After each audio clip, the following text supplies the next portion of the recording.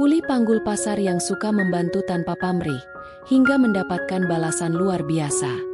Langit pagi masih basah oleh sisa embun yang belum sepenuhnya menguap ketika Edi melangkah ke dalam kawasan pasar kota barat.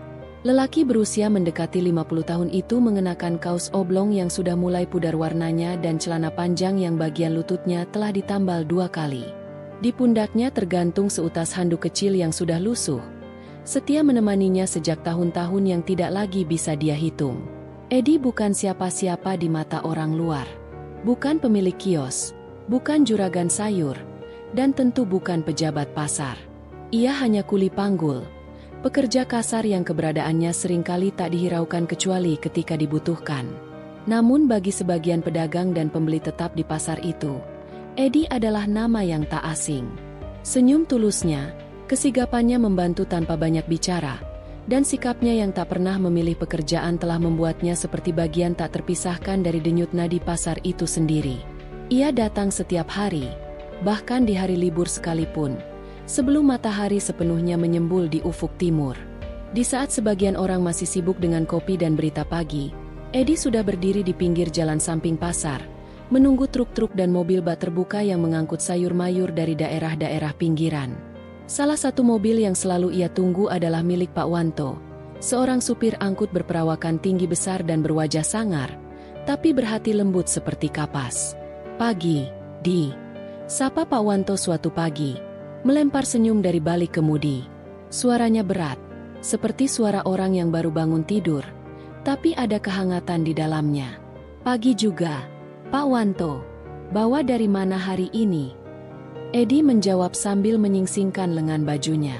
"Dari Temanggung. Bawa kol, wortel, sama kentang. Banyak. Kios Bu Ratna udah nungguin dari subuh." Tanpa perlu diperintah, Edi segera naik ke bak belakang mobil. Gerakannya lincah walau usia tak lagi muda. Ia mulai menurunkan karung-karung berisi sayuran segar, satu persatu, dengan hati-hati agar tidak merusak isinya. Tak butuh waktu lama, peluh mulai membasahi pelipisnya. Tapi ia tak berhenti. Ia tahu, setiap detik pagi di pasar adalah harta bagi para pedagang. Waktu tak bisa disia-siakan. Seorang pemuda lain, yang lebih muda dan tampaknya baru belajar bekerja sebagai kuli, memperhatikan Edi dengan heran. Ia terpukau oleh kecekatan pria paruh baya itu. Ketika Edi selesai menurunkan satu truk penuh, pemuda itu mendekat dan bertanya dengan polos, "Pak, kok Bapak masih kuat ya? Saya aja baru angkat 3 karung udah nyeri punggung." Edi tertawa kecil. "Kalau hati ringan, badan juga ikut ringan, Nak." Jawaban itu bukan hanya gurauan. Ada makna mendalam yang tersemat di dalamnya. Edi menjalani pekerjaannya dengan kesadaran penuh bahwa hidup ini bukan hanya tentang uang. Tentu, ia butuh uang. Tapi lebih dari itu, ia ingin menjadi manfaat bagi orang lain, sekecil apapun bentuknya. Setelah menyelesaikan pengangkutan untuk mobil Pak Wanto, Edi melanjutkan berkeliling pasar. Ia menawarkan bantuan pada pedagang yang tampak kerepotan mengatur dagangan. Ia membantu seorang ibu tua menyeberang jalan sambil menenteng 2 kantong belanjaan. Ia juga sempat membantu seorang bocah yang terjatuh dan menangis karena lututnya tergores. Semua itu ia lakukan tanpa meminta imbalan. "Terima kasih, Mas Edi," ujar ibu tua itu.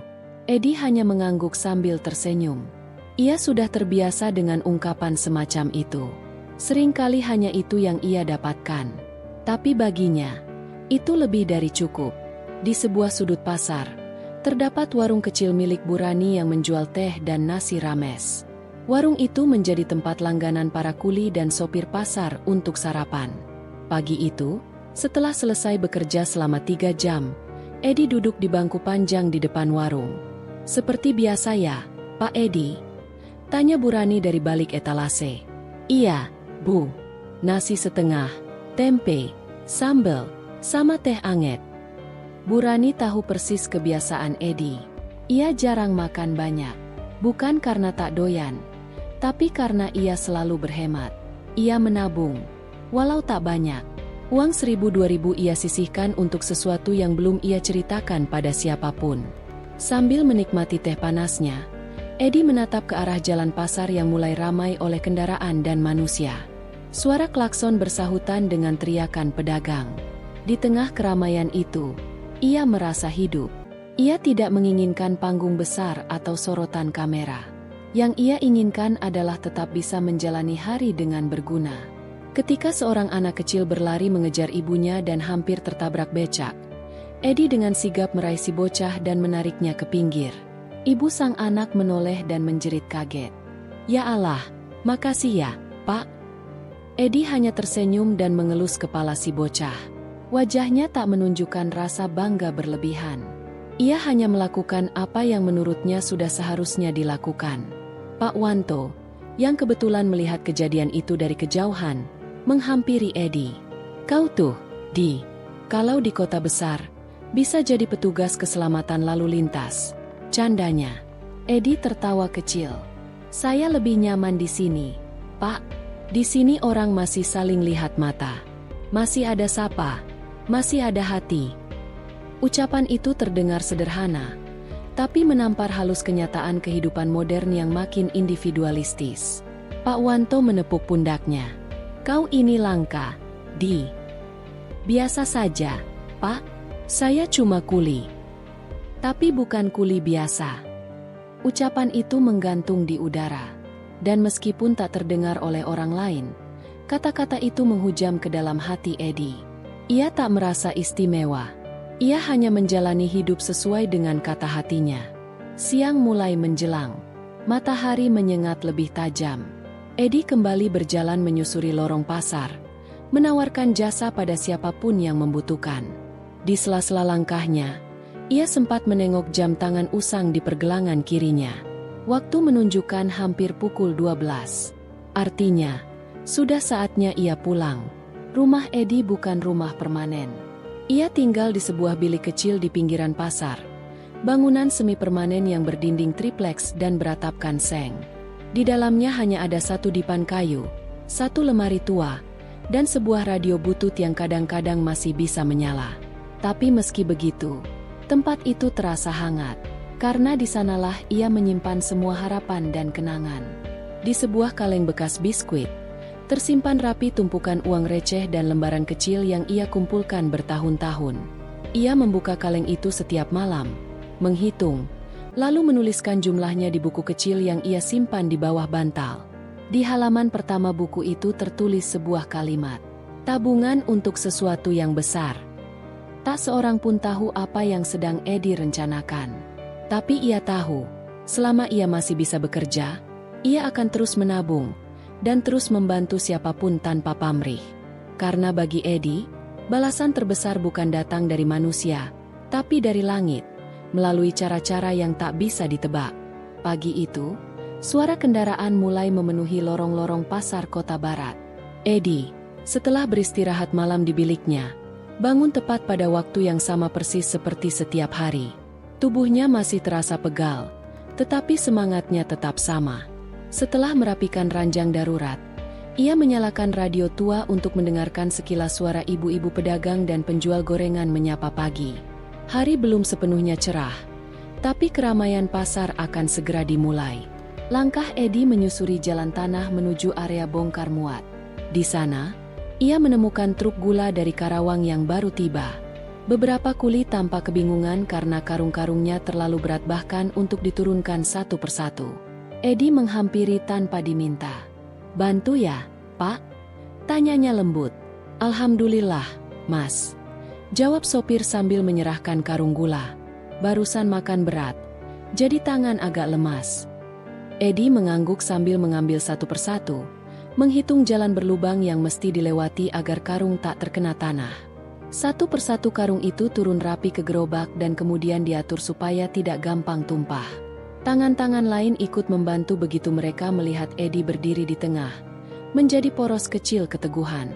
Selepas itu, seorang pedagang bawang merah meminta tolong untuk mengangkat tumpukan kotak plastik berat. Edi segera mengambil posisi, mengangkat satu kotak, lalu yang lain, hingga semua tertata di meja dagang. Sambil bekerja, ia mengobrol ringan, menanyakan asal bawang, harga pasaran pagi itu, dan cuaca yang mulai memanas. Biasa, Suasana begini menenangkan hati. Bagi Edi, pasar bukan sekadar tempat bekerja, melainkan panggung kecil di mana manusia bersinggungan dalam harmoni sederhana. Beberapa meter di dekatnya, Pak Wanto parkir mobil baknya. Edi menyapa dengan sopan. "Pagi, Pak." Sapanya. "Pagi, Di. Banyak barang nanti." "Kayaknya cukup. Tapi saya bantu kok kalau terlalu berat." Percakapan itu bukan basa-basi. Keduanya punya kesepahaman tersendiri, bahwa sebuah komunitas bisa berjalan bila setiap anggotanya mau turun tangan tanpa memikirkan hierarki atau gaji ekstra. Pagi semakin melebar. Matahari mulai keluar menerpa atap seng pasar. Edi lalu melangkah ke sudut pasar di mana para pedagang sayur berkumpul. Ia mengambil sapu lidi sambil mengelap debu di sekitar meja dagang. "Nanti habis jualan, Pak, saya sapu ya," ujarnya sopan kepada Ibu Rumiem, pedagang yang sudah sepuh. Si garap lidinya menyapu daun-daun kering, potongan sayur, dan sampah plastik kecil. Ibu Rumiem menoleh dan tersenyum. "Makasih, Mas Edi. Bersih begini, pelanggan jadi senang." Edi menjawab singkat, "Alhamdulillah kalau berguna." Ia melanjutkan pekerjaan, kemudian berjalan menyeberang ke gerobak es batu yang dijaga oleh Hendra, pemuda pendiam tapi rajin. Hendra tampak kesusahan menurunkan balok es besar untuk membuat minuman dingin pedagang. Edi bergabung membantu, lalu membantu mengangkat ember besar yang penuh es dan air dingin untuk simpanan minuman segar. Hendra menatap sekilas, lalu menggumam di telinga Edi, "Makasih, Mas. Baru sadar kalau sendiri itu berat." Edi menggeleng, "Makanya saya di sini bareng kalian semua. Biar sama-sama ringan." Suasana pagi datang dengan kehangatan. Perlahan, pasar jadi penuh dengan ibu-ibu dan pembeli. Beberapa anak kecil lari-lari di sekitar gerobak, sesekali minta semangka potong. Edi menghampiri seorang anak yang gemetar, lalu membelikan potongan semangka dari uangnya sendiri. Meski kecil, itu membuat mata anak itu berbinar. Ketika matahari semakin tinggi, Edi berjalan kembali ke kantinnya sendiri. Warung kecil itu dikelola sendiri. Harga minimalis, porsi sederhana, biasanya uduk atau bubur ayam. Ia memasak dengan alat seadanya, kompor kecil dan panci tua. Tapi ia memasaknya dengan ketulusan. Segelas bubur dan secangkir teh untuk para kuli dan sopir adalah ritual harian. Ia menyiapkan seporsi bubur, komposisi biji bekatul, suiran ayam, dan sambal, kemudian meletakkannya di atas meja kayu. Seorang kuli lainnya datang dan duduk sambil mengobrol ringan tentang harga kebutuhan dapur. Edi mendengarkan sambil menyeruput teh hangat, mencatat dalam hati situasi para pekerja pasar. Ada yang bosan dengan rutinitas, ada yang baru dapat kabar orang tua sakit, ada yang sakit pinggang karena beban yang terus menekan tubuh mereka setiap hari. Pada waktunya, pukul 1 siang, pasar mulai sepi. Edi lalu mengatur piring dan sisa makanan, mencuci panci, lalu berjalan ke pos ronda yang juga ia jaga, sambil menunggu jemputan dirinya ke bilik sempitnya. Di tengah perjalanan, ia melihat gerobak dorong tua yang bocor roda. Seorang pengendara kaki nampak putus asa. Edi berhenti, bantu memperbaikinya, mencopot roda, melumasi porosnya, lalu memompa ban. Pengendara itu tersenyum lega, tangan mengepal laut, lamat-lamat bilang, "Mas Edi memang luar biasa." Kalimat itu ia telan penuh syukur. Bukan karena gonjang, tapi karena tahu bahwa apa yang ia lakukan terasa berarti. Malam harinya, ia bergelut dengan jurnal kecil, menulis catatan harian, mencatat jumlah tabungan, mencatat sabar, mencatat bagaimana setiap bantuan mengejawantahkan kehadirannya sebagai manusia yang amanah. Ia menutup malam dengan doa panjang, memohon agar kemampuan yang dipinjamkan Tuhan tidak pernah disia-siakan, dan agar setiap kebaikan punya jalannya sendiri untuk kembali menjadi berkah. Keesokan harinya, Edi terbangun sebelum adzan subuh. Udara dingin menembus sela-sela dinding triplek biliknya. Ia mengenakan jaket tipis yang sudah agak pudar warnanya, namun masih cukup menghalau angin. Tak lama setelah mencuci muka dan berwudu, ia melangkah menuju musola kecil di sudut pasar. Musola itu tidak terlalu ramai, hanya beberapa pedagang dan tukang becak yang menjadi jamaah tetap. usai subuh, Edi tidak langsung kembali. Ia duduk sejenak di teras musola, memandangi suasana pasar yang masih gelap. Warung-warung belum buka, dan hanya suara kipas angin tua dari sebuah kios kopi yang terdengar berderit. Di bangku panjang, ia membuka bekal yang ia siapkan sendiri semalam. 2 lembar roti isi tempe dan teh manis dalam botol plastik bekas. Tiba-tiba, langkah tergesa terdengar dari arah belakang. Seorang pria tua dengan napas tersengal menghampiri. "Mas, maaf, Mas Edi." Edi menoleh, lalu segera berdiri. "Iya, Pak, ada yang bisa saya bantu?" Pria itu memperkenalkan diri sebagai Pak Komar, seorang pemilik lapak kecil yang baru 2 minggu pindah dari pasar lama. Ia mengeluh bahwa dagangannya semalam diterpa air bocoran dari atap, membuat beberapa barangnya rusak. Ia tidak tahu kemana harus mengadu. "Lapaknya yang dekat tiang listrik itu ya, Pak?" tanya Edi, mencoba mengingat. Pak Komar mengangguk. "Saya nggak tahu harus kemana. Nggak kenal siapa-siapa di sini." Edi langsung berdiri. "Ayo kita lihat bareng." Mereka berjalan menelusuri lorong sempit di antara lapak-lapak kosong. Benar saja, beberapa plastik kemasan kopi dan sabun cair basah oleh rembesan air dari atas. Tanpa banyak bicara, Edi memanjat tiang kecil menggunakan bangku kayu, memeriksa bagian atap. Salah satu lembar seng terlihat miring, menimbulkan celah cukup besar. Dengan bantuan tali plastik dan beberapa potong kayu, ia memperbaiki posisi seng sebisanya. Pak Komar berdiri terpaku menyaksikan gerakan Edi yang cekatan dan hati-hati. Ia tidak menyangka ada orang yang begitu cepat bergerak tanpa pamrih. Setelah selesai, Edi turun dan berkata, "Sementara sudah aman, Pak. Kalau ada hujan nanti, harus dicek lagi. Nanti saya bantu panggil tukang." Pak Komar menunduk dalam. "Terima kasih, Mas Edi. Saya bahkan belum sempat kenal banyak orang di sini." Edi hanya tersenyum.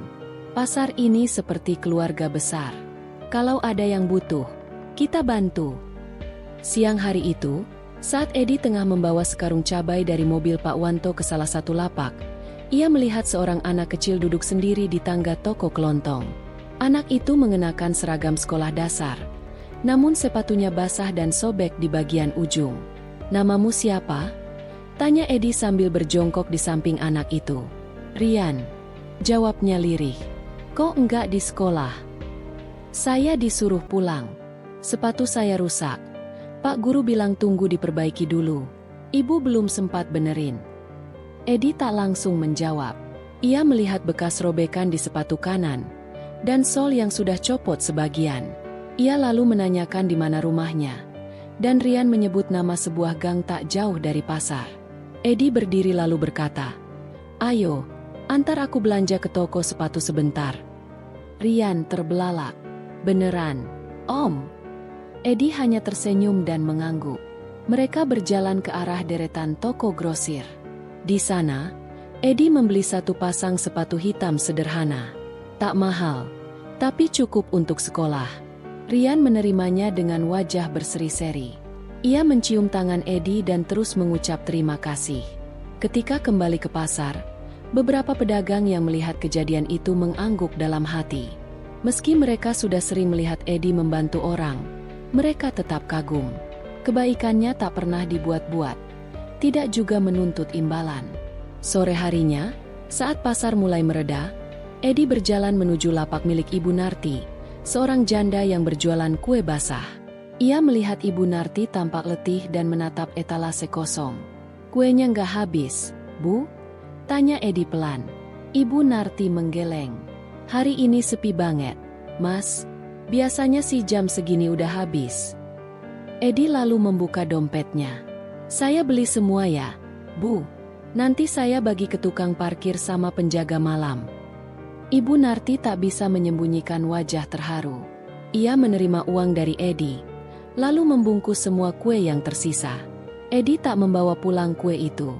Ia langsung membagi-bagikannya ke beberapa petugas keamanan, tukang becak, dan pedagang yang masih tinggal di pasar. Setiap kali seseorang menolak diberi gratis, Edi hanya berkata, "Tadi Ibu Narti sedih. Kalau kue ini kamu makan, dia senang." Hari semakin larut. Ketika Edi menutup warung kecilnya, ia duduk sejenak memandangi langit. Ia tahu tak semua orang memahami tindakannya. Ada yang menganggap ia terlalu baik, ada juga yang berpikir ia menyia-nyiakan waktunya. Tapi bagi Edi, membantu orang lain bukan soal waktu atau tenaga. Itu soal keyakinan bahwa kebaikan kecil bisa mengubah sesuatu yang besar, walau perlahan. Malam itu, Edi berbaring di biliknya dengan lampu kecil temaram di atas kepala. Tangannya sibuk menuliskan catatan harian di buku yang sudah hampir penuh. Ia tidak pernah menuliskan keluh kesah, hanya rangkuman hari dan nama-nama orang yang ia bantu, sekadar untuk mengingat siapa saja yang pernah berpapasan dengannya dengan senyum atau tangis. Buku itu sederhana, tanpa hiasan, tapi isinya mengandung jejak langkah yang penuh makna. Tepat sebelum tidur, Edi sempat termenung. Ia mengingat wajah Pak Komar yang tertunduk haru, anak kecil bernama Rian yang matanya berbinar saat memakai sepatu baru, dan Ibu Narti yang tertawa lega saat kuenya habis terbagi. Ia tak tahu apakah esok hari ia masih bisa melakukan hal serupa. Tapi dalam diam, ia memanjatkan doa agar diberi kesempatan lagi, walau hanya sedikit. Keesokan paginya, pasar kembali hidup dengan suara khas, teriakan pedagang, derit roda gerobak, dan percakapan antar pembeli. Edi sudah bangun lebih pagi dari biasanya karena Pak Wanto, supir mobil bak langganannya, menelepon malam sebelumnya untuk meminta bantuan bongkar muatan dari gudang utama ke kios barunya yang mulai dibuka lebih awal. Di bagian timur ya, Di. Ujar Pak Wanto sambil menyerahkan daftar barang. Iya, Pak. Saya bawa gerobak duluan. Balas Edi sambil mengangguk cepat. Muatan yang dibawa cukup banyak. Karung bawang, dus-dus sabun cuci, dan beberapa galon air mineral. Edi bekerja nyaris tanpa henti. Hanya berhenti sebentar untuk menyeka keringat. Beberapa pemuda lain yang diminta Pak Wanto untuk membantu datang lebih siang, sehingga sebagian besar pekerjaan awal ditangani sendiri oleh Edi. Salah satu pemuda itu, bernama Herman, seorang kuli baru yang dikenal suka pamer tenaga, sempat menyindir Edi. Capek-capek kerja gitu, duitnya juga nggak seberapa. Lagian kamu kebanyakan bantu orang, nggak dapet apa-apa. Edi tidak marah. Ia hanya tersenyum dan menjawab tenang. Kebaikan itu bukan soal dihitung dari gaji, tapi dari niat. Aku kerja, iya.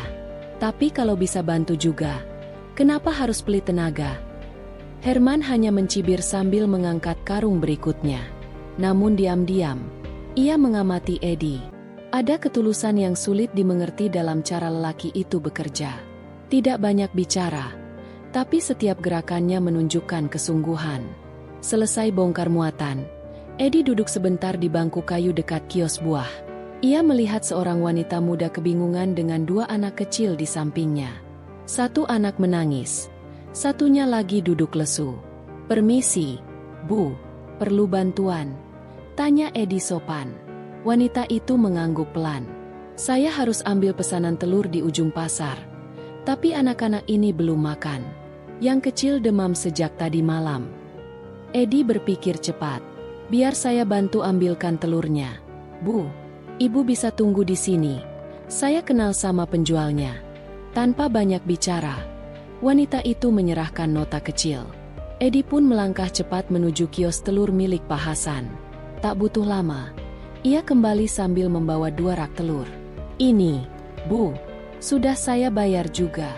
Gak usah khawatir, anggap saja rejeki hari ini. Ujarnya sambil tersenyum. Wanita itu tercekat. Ia mencoba menolak, tapi Edi menenangkannya. Kalau anak ibu sehat, ibu bisa kerja lagi dan beli sendiri nanti. Sekarang, yang penting si kecil cepat sembuh. Wanita itu menitikkan air mata, bukan karena sedih, melainkan terharu. Ia menggenggam tangan Edi erat sebelum pergi. Hari terus berjalan. Di sela-sela pekerjaannya, Edi juga sempat membantu Pak Bowo, petugas keamanan pasar, yang sedang memperbaiki kabel listrik di pos utama. Kabelnya menjuntai dan membahayakan. Kabelnya kendor dari kemarin. Tapi belum sempat naik karena tangga saya rusak. Keluh Pak Bowo. Edi tanpa ragu menawarkan tangganya yang tersimpan di sudut kios tempat ia biasa membantu pengepakan barang. Tangga itu memang tua, tapi masih kokoh. Ia bahkan ikut naik dan menahan kabel saat Pak Bowo mengencangkan sambungan dengan obeng. Sore menjelang, Edi pulang lebih awal dari biasanya. Tubuhnya terasa letih, tapi pikirannya tenang. Di sepanjang jalan keluar pasar, ia disapa oleh banyak orang. Ada yang melambaikan tangan, ada pula yang hanya tersenyum dari kejauhan. Nama Edi mulai dikenal, bukan karena sensasi, melainkan karena pengaruh yang ia tanam dalam kesunyian. Saat ia memasuki gang kecil menuju biliknya, terdengar suara langkah cepat dari belakang. Ternyata Rian dan ibunya mengejarnya. "Om Edi!" Rian berteriak sambil mengangkat sesuatu. Ibunya membawa sepiring nasi goreng dan teh manis dalam termos. "Kami tahu Om pasti belum makan. Ini buat Om." Edi terdiam. Ia menerima piring itu perlahan. "Terima kasih ya. Ini lebih dari cukup buat saya," kata Rian. "Om suka bantu orang. Jadi ini gantiin sedikit saja dari kami," ujar sang ibu. Edi makan malam itu dengan hati yang hangat. Meski tubuhnya masih lelah, ia sadar, setiap tindakan baik selalu meninggalkan jejak, walau kadang tidak langsung terlihat. Dan bagi Edi, satu senyum balasan, satu piring nasi goreng, atau satu terima kasih dari hati, sudah menjadi hadiah terbesar yang bisa ia terima hari itu. Beberapa hari setelah itu, suasana pasar mulai menunjukkan tanda-tanda perubahan. Bukan karena ada renovasi besar atau perayaan, tapi karena kebersamaan yang terasa lebih kuat. Banyak pedagang mulai saling membantu tanpa saling hitung untung rugi. Bahkan ada yang mulai berbagi stok jika tetangga kiosnya kehabisan. Beberapa di antara mereka mengaku, semua itu bermula dari meniru sikap Edi. Pagi itu, Edi tiba lebih awal dari biasanya. Ia melihat Pak Wanto, sang supir mobil bak langganan, berdiri di samping kendaraannya dengan wajah cemas. Tangan Pak Wanto memegang ponsel. Sesekali ia menatap ke arah pintu pasar yang masih setengah tertutup. "Pagi, Pak. Ada masalah?" tanya Edi sambil menaruh tas kain kecilnya ke bangku. Pak Wanto menghela napas. "Sopir bantuanku nggak datang. Harusnya bantu nurunin muatan ke kios Pak Harto. Barangnya banyak, dan saya ada pengiriman lagi keluar kota jam 9. Edi langsung paham. Ia menepuk bahu Pak Wanto dan berkata mantap. "Biar saya bantu, Pak. Nggak usah khawatir. Ini berat, Di. Ada besi beton dan semen juga," ucap Pak Wanto ragu. "Saya kuat, Pak. Lagian sudah biasa," sahut Edi dengan senyum. Tanpa menunggu, ia langsung mengambil sarung tangan dari dalam tasnya dan mulai menurunkan barang satu persatu. Kali ini muatannya lebih berat dari biasanya. Besi-besi panjang itu butuh ketelitian agar tidak melukai tangan, dan karung semen yang besar jelas butuh tenaga ekstra. Namun Edi bekerja tanpa mengeluh. Peluh menetes deras, tapi semangatnya justru makin terlihat. Beberapa pedagang yang lewat sempat berhenti dan menonton. Salah satunya, Ibu Warti, penjual sayur langganan yang selama ini jarang menyapa Edi, mendekat sambil membawakan botol air mineral. "Edi, minum dulu. Nanti pingsan," katanya. Edi tersenyum lebar dan menerima dengan tangan gemetar. "Terima kasih, Bu." Dari kejauhan, Herman, kuli pasar yang dulu sempat mencibir Edi, memperhatikan dalam diam. Ia mulai mengakui bahwa Edi memang berbeda. Meski sering membantu, tak sekalipun ia menuntut imbalan. Semakin lama, Herman merasa malu sendiri atas sindiran-sindiran masa lalu. Setelah seluruh barang diturunkan dan disusun rapi di kios Pak Harto, Edi duduk di pinggir trotoar dengan napas terengah. Tapi sebelum sempat benar-benar beristirahat, seorang kakek tua datang tergopoh-gopoh sambil membawa kantong plastik robek. Maaf, Nak, bisa tolong bantu saya ke gerobak saya di ujung sana? Saya jatuh tadi, lutut saya sakit," katanya sambil menunjuk ke ujung jalan. Edi tak berpikir dua kali. Meski ototnya sudah terasa lemas, ia berdiri dan menghampiri kakek itu. Ia tawarkan tumpangan di gerobaknya, lalu mendorong gerobak itu perlahan, menghindari batu dan lubang di sepanjang jalan pasar yang becek. Beberapa orang menatapnya dengan campuran kagum dan heran. Tak sedikit pula yang mulai tersentuh. Setelah mengantar kakek itu, Edi kembali ke pangkal pasar, menyapa beberapa langganannya yang mulai mengenalnya, lalu membantu seorang pemilik kios kelontong menyusun rak minuman yang terjatuh. Tangannya terus bekerja, seolah hari ini adalah satu-satunya kesempatan yang ia miliki untuk berbuat baik. Menjelang sore, pasar mulai sepi. Sebagian besar pedagang sudah menutup lapak, dan para kuli mulai menghitung hasil harian mereka. Edi sendiri tak pernah mencatat penghasilannya dengan rumit. Ia hanya menyelipkan sebagian kecil untuk kebutuhan makan, dan sisanya ditabung, atau disimpan untuk membantu orang lain di lain hari. Hari itu, Edi pulang dengan langkah lebih pelan. Kakinya terasa berat, namun hatinya ringan. Ia tidak tahu bahwa di balik itu semua, ada mata-mata yang sejak lama memperhatikan gerak-geriknya. Bukan mata jahat, melainkan mata penuh penasaran. Orang itu adalah Pak Harun, Ketua Koperasi Pasar. Selama beberapa pekan terakhir, ia memperhatikan Edi diam-diam, terutama sejak beberapa laporan dan cerita tentang kebaikan Edi masuk ke telinganya dari berbagai pihak. Ada dari pemilik kios, dari petugas kebersihan, bahkan dari anak-anak kecil yang bermain di sekitar los sayur. Pak Harun adalah pria tua yang sudah lama menjadi bagian dari pasar itu. Ia bukan orang yang mudah percaya, tapi cerita tentang Edi berbeda. Terlalu banyak kesamaan dan ketulusan di dalamnya. Maka hari itu, ia mendatangi warung kecil tempat Edi biasa makan malam. "Edi, bisa ngobrol sebentar?" tanya Pak Harun sambil menarik kursi. Edi yang sedang menikmati semangkuk soto sederhana terkejut, lalu buru-buru berdiri dan mempersilakan duduk. "Boleh, Pak. Ada apa ya?" tanyanya sopan. Pak Harun menatapnya dalam-dalam. "Saya sudah lama perhatikan kamu. Banyak orang bicara tentang kamu. Kamu bantu siapa saja, nggak pilih-pilih. Bahkan kamu nggak pernah minta imbalan." Edi menunduk, sedikit malu. "Saya hanya merasa kalau bisa bantu, ya bantu, Pak. Bukan karena saya hebat, cuma karena saya tahu rasanya susah itu nggak enak." Pak Harun mengangguk. "Saya paham, tapi tahu tidak, Edi, kebaikan itu seperti biji yang ditanam. Kamu sudah menanam banyak, dan sekarang saya ingin kamu panen sedikit." Edi menatap bingung. "Saya ingin kamu jadi anggota kehormatan koperasi. Bukan cuma itu. Mulai minggu depan, kamu juga akan saya ajak bantu dalam pengelolaan logistik pasar. Kamu tahu medan, kamu tahu orang-orangnya. Saya butuh orang jujur seperti kamu." Edi tercekat. Itu berarti pendapatan tetap, tanggung jawab resmi, dan kesempatan untuk membantu lebih banyak lagi. Tapi ia ragu. "Pak, saya ini cuma kuli. Saya bahkan gak lulus sekolah menengah." Pak Harun tersenyum.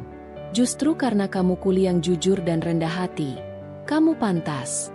Koperasi ini butuh orang yang benar-benar peduli, bukan sekadar pintar bicara." Edi tidak bisa langsung menjawab. Malam itu, ia pulang dengan kepala penuh pikiran, namun bukan kekhawatiran. Lebih pada rasa syukur dan kebingungan yang menyenangkan. Dunia memang tidak selalu adil, tapi kadang, kebaikan yang dilakukan tanpa pamrih akan menemukan jalannya sendiri untuk kembali. Di dalam biliknya, ia membuka kembali buku catatannya. Di halaman terakhir, ia menuliskan, "Hari ini aku nyaris tak kuat, tapi ternyata Tuhan kirimkan banyak tanda bahwa kebaikan tak pernah sia-sia. Mungkin aku bukan siapa-siapa, tapi jika setiap hari aku bisa bantu satu orang, itu sudah cukup buatku." Edi membuka pagi dengan rutinitas yang sama, sarapan teh di warung Burani, mengecek warung kecilnya, lalu bersiap membantu pekerjaan harian pasar. Namun, pikirannya melayang pada tawaran Pak Harun kemarin. Menjadi anggota koperasi dan membantu urusan logistik berarti tanggung jawab yang lebih besar, jadwal yang lebih padat, bahkan kemungkinan harus menghadiri pertemuan formal, mencatat administrasi, atau menandatangani formulir. Ia menyadari bahwa ini bukan hanya soal kerja fisik, melainkan soal kepercayaan sistem. Dunianya akan meluas, tidak lagi sekadar lorong pasar dan bilik kontrakan sederhana. Di satu sisi, ia ingin menolak agar tetap aman. Di sisi lain, hatinya tersentuh karena ia menyadari itu bukan hanya kesempatan melainkan ujian. Apakah ia benar-benar siap melangkah menuju peran baru? Sebelum tiba di pasar, ia memutuskan mampir ke musola pasar untuk sholat duha. Suara ayat Al-Quran samar menyambutnya, menenangkan hati. Ia duduk sejenak, menutup mata, dan meminta petunjuk agar pilihan yang diambil benar. Hari itu ia menyiapkan secari kertas kecil di saku baju. Aku siap belajar, sebagai tanda kesanggupan mencoba. Setiba di pasar, ia melihat Pak Harun sudah menunggu di samping kain umbul-umbul koperasi yang baru dipasang. Ada orang lain, bernama Ibu Yuni, bendahara lokal yang ramah namun tegas. Edi memberi salam, dan mereka menyilakannya duduk di kursi kayu panjang di bawah atap papan. Pertemuan informal itu diisi pengantar ringan, rencana rapat berkala, tugas administratif ringan, pembagian jadwal armada pasar, semuanya disampaikan dengan bahasa teknis yang asing bagi Edi. Ia mencatat di buku catatan kecilnya. Tak mudah menyerap semua istilah, inventory, nota jalan, form permintaan truk. Namun setiap kalimat yang ia dengar menegaskan satu hal. Ini bukan soal ego, tapi soal amanah. Ketika Ibu Yuni menatap padanya, bertanya, "Edi, apakah kamu keberatan jika tugas ini mencakup laporan mingguan dan pendataan barang?"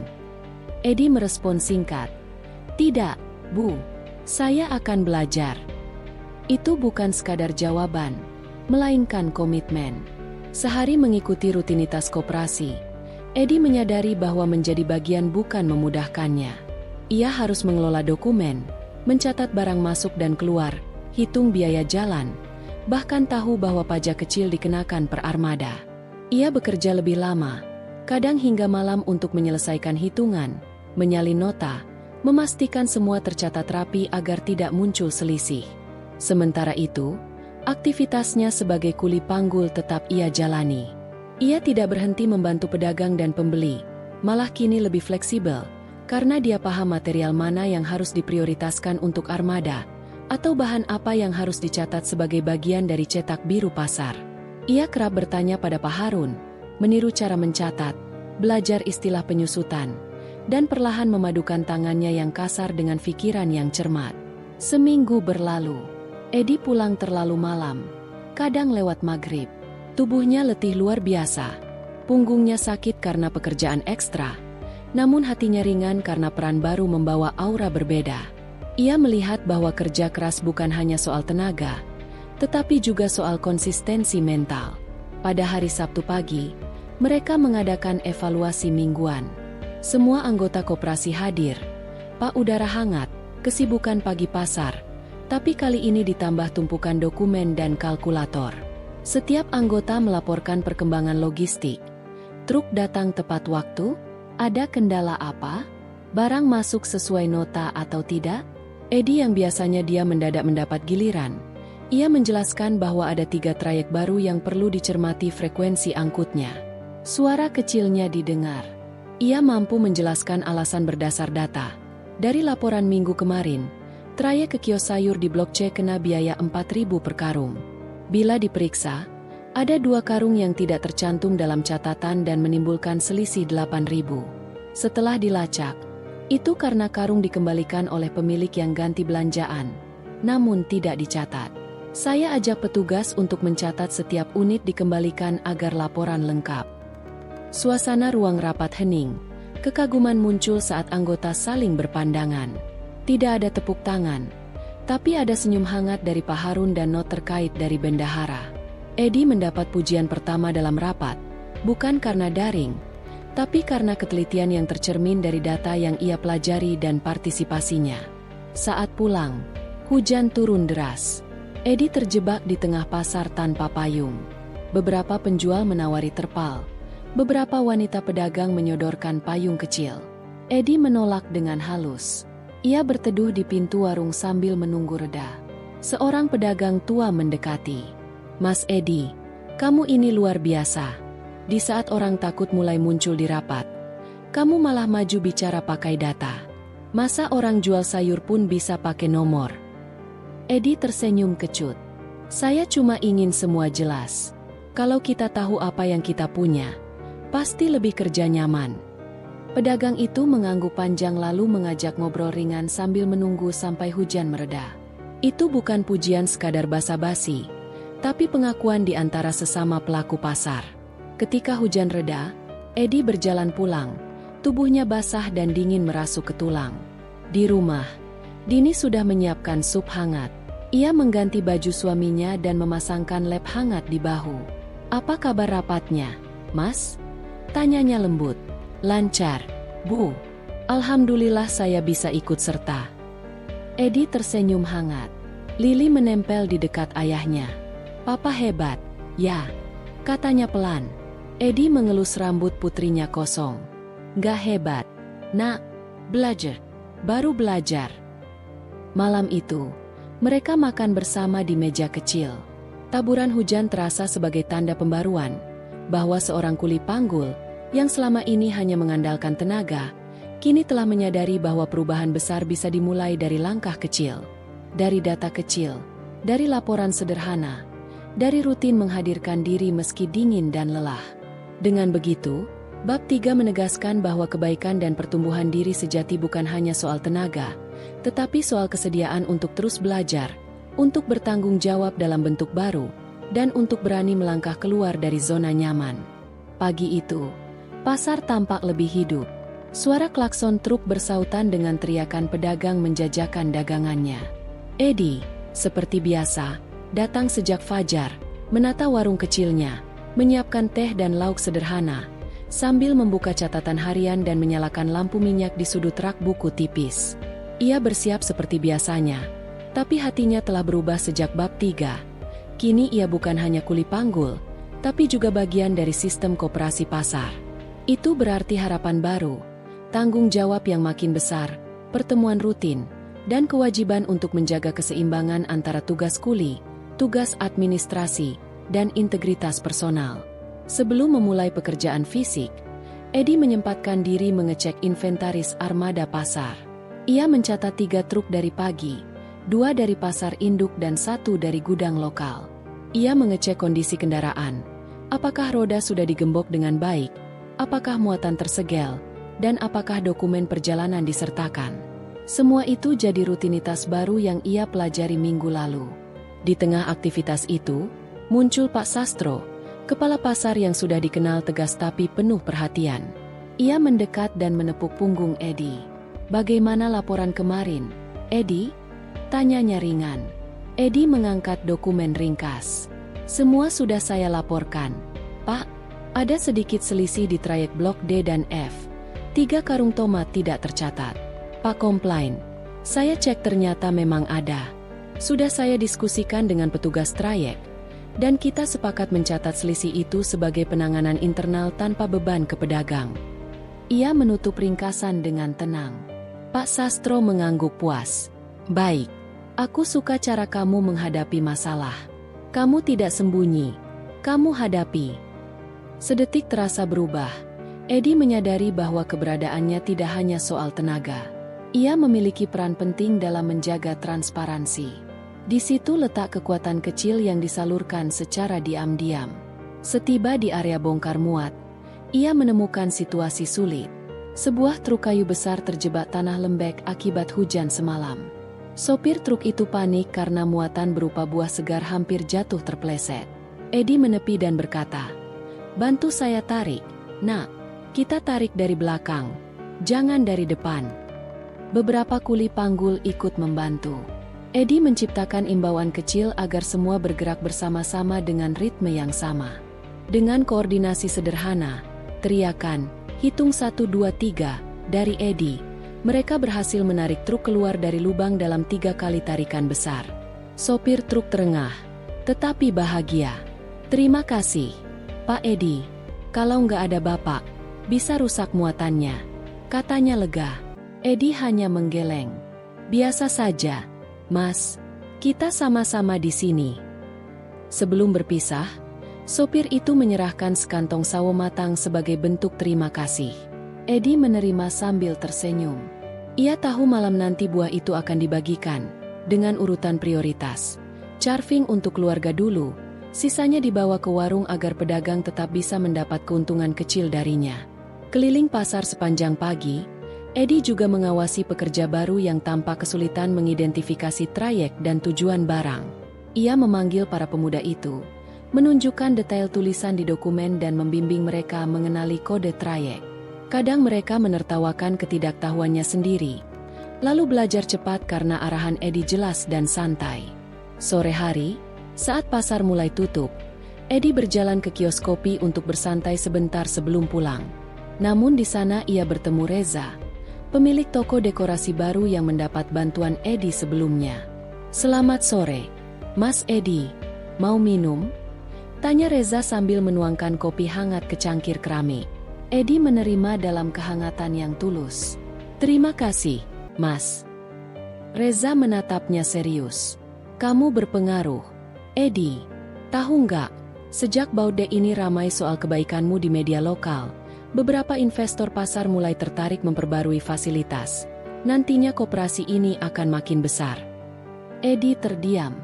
Ia tidak terbiasa jadi highlight. Ia bahkan tidak peduli soal media. Namun informasi itu bukan sekadar kabar. Ia merasakan gelombang baru, bahwa satu kebaikan bisa merembet ke tindakan lain, hingga akhirnya mendorong modernisasi pasar secara merata bagi semua. Reza menambahkan, "Tapi kamu tetap rendah hati, ya. Jangan sampai semua ini bikin kamu lupa dari mana kamu berasal." Edi tersenyum pelan. "Insya Allah, saya nggak akan lupa." Malamnya, di rumah kontrakan, Edi duduk bersama Dini. Ia menceritakan semua cerita hari itu. Truk terperosok, anak kuli baru belajar trayek, sawo yang dibagikan, dan perspektif Reza tentang sorotan media. Dini mendengarkannya dengan mata lembut, lalu berkata, "Kamu tetap kamu, Mas. Saya senang kamu makin dikenal baik. Tapi ingat, kamu punya anak kecil yang masih butuh cerita sebelum tidur." Lili menempel dari balik pintu. "Papa, setelah bantuin pasar, kita bisa cerita dong? Aku pengen dengar semuanya." Edi merangkul mereka. "Pasti, Nak. Nanti Papa cerita sambil kita makan bubur kacang ijo hangat." Sedetik suasana jadi hangat. Pasar mungkin modern, mungkin ramai, tapi pulang ke keluarga adalah pelabuhan utama yang memberi rasa damai dan tujuan. Hari itu, kabut pagi belum sepenuhnya sirna ketika Edi sudah berdiri di ujung lorong pasar bagian utara, tepat di sebelah gudang penyimpanan sementara milik koperasi. Suasana masih sepi, hanya ada bunyi rantai gerobak yang ditarik kuli malam dan bunyi sayup lonceng becak yang lewat di jalan luar pagar. Matahari belum naik penuh, tetapi Edi sudah sibuk mencatat data kiriman logistik yang masuk sejak dini hari. Tangan kirinya memegang catatan inventaris sederhana, sementara tangan kanannya merapikan bungkus karung beras yang mulai lembab karena embun. Dia tidak pernah merasa lelah untuk memulai hari lebih awal. Baginya, setiap pagi adalah kesempatan baru untuk berbuat lebih baik, meski kadang langkah-langkahnya terasa terlalu sunyi untuk didengar orang lain. Namun pagi ini terasa berbeda. Baru saja ia hendak menurunkan satu peti besar berisi bawang merah dari kendaraan pikap milik Pak Wanto. Tiba-tiba terdengar langkah terburu-buru dari belakangnya. Seorang pemuda dengan rompi usang dan peluh di wajahnya mendekat sambil membawa map besar. "Mas Edi, maaf, ini surat dari Koperasi Pusat. Katanya harus segera dicek," ujar pemuda itu, menyerahkan map yang sudah agak kusut. Edi mengangguk, mengusap pelan ujung map dan membukanya perlahan. Di dalamnya ada beberapa lembar berisi pengumuman penting. Ternyata koperasi hendak mengembangkan program distribusi barang langsung dari petani ke pasar, tanpa perantara. Hal ini bisa menguntungkan pasar dan petani, tetapi juga berpotensi memicu konflik dengan tengkulak yang sudah lama bermain di jalur distribusi. Edi membaca setiap kalimat dengan seksama. Di bagian bawah surat itu tertulis jelas, "Kami tunjuk Edi sebagai koordinator lapangan dalam proyek uji coba distribusi langsung untuk wilayah Pasar Gading." Tangan Edi sempat berhenti sejenak. Ia tidak pernah berpikir akan diberi tanggung jawab sebesar ini. Ia hanyalah seorang kuli panggul yang belajar dari pengalaman, bukan dari ruang kelas. Tapi mungkin justru itu yang membuat orang-orang mempercayainya, karena dia melihat dari dalam, dari lorong yang penuh lumpur dan peluh, bukan dari atas meja rapat yang ber-AC.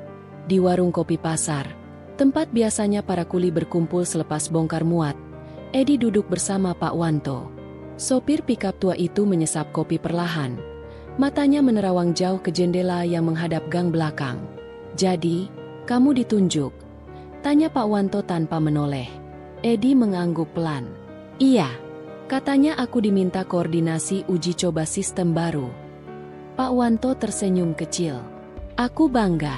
Tapi kamu tahu kan, ini bukan cuma soal memindahkan karung dari titik A ke titik B. Ini soal memindahkan kebiasaan lama yang sudah mendarah daging." Edi mengangguk lagi. "Lebih berat kali ini." "Aku tahu, Pak. Itu yang bikin aku nggak bisa tidur semalam." Keduanya terdiam cukup lama, hingga terdengar suara dari ujung warung. Ternyata itu Reza, pemilik toko dekorasi pasar, yang tiba-tiba bergabung ke meja mereka. "Kalau kamu butuh bantuan, Mas Edi, aku bisa bantu. Aku punya kenalan dari komunitas petani di daerah selatan. Mereka sering kirim barang keluar kota.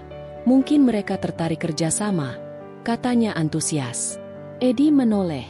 "Terima kasih, Reza. Aku butuh semua bantuan yang bisa kudapat." Reza menepuk pundaknya. "Kamu jangan merasa sendiri. Banyak yang percaya sama kamu bukan karena kamu sempurna, tapi karena kamu konsisten." Hari-hari berikutnya dipenuhi dengan diskusi, pertemuan kecil dengan petani lokal, dan koordinasi dengan koperasi pusat. Edi bahkan menyempatkan diri mengunjungi langsung salah satu lahan pertanian di luar kota. Naik motor tua pinjaman sambil membawa peta rute dan daftar kebutuhan pasar. Di sana, ia bertemu dengan Pak Suwarno, seorang petani sayur yang terkenal ulet dan jujur. "Jadi kamu yang namanya Edi?" tanya Pak Suwarno sambil menatap dari bawah capingnya.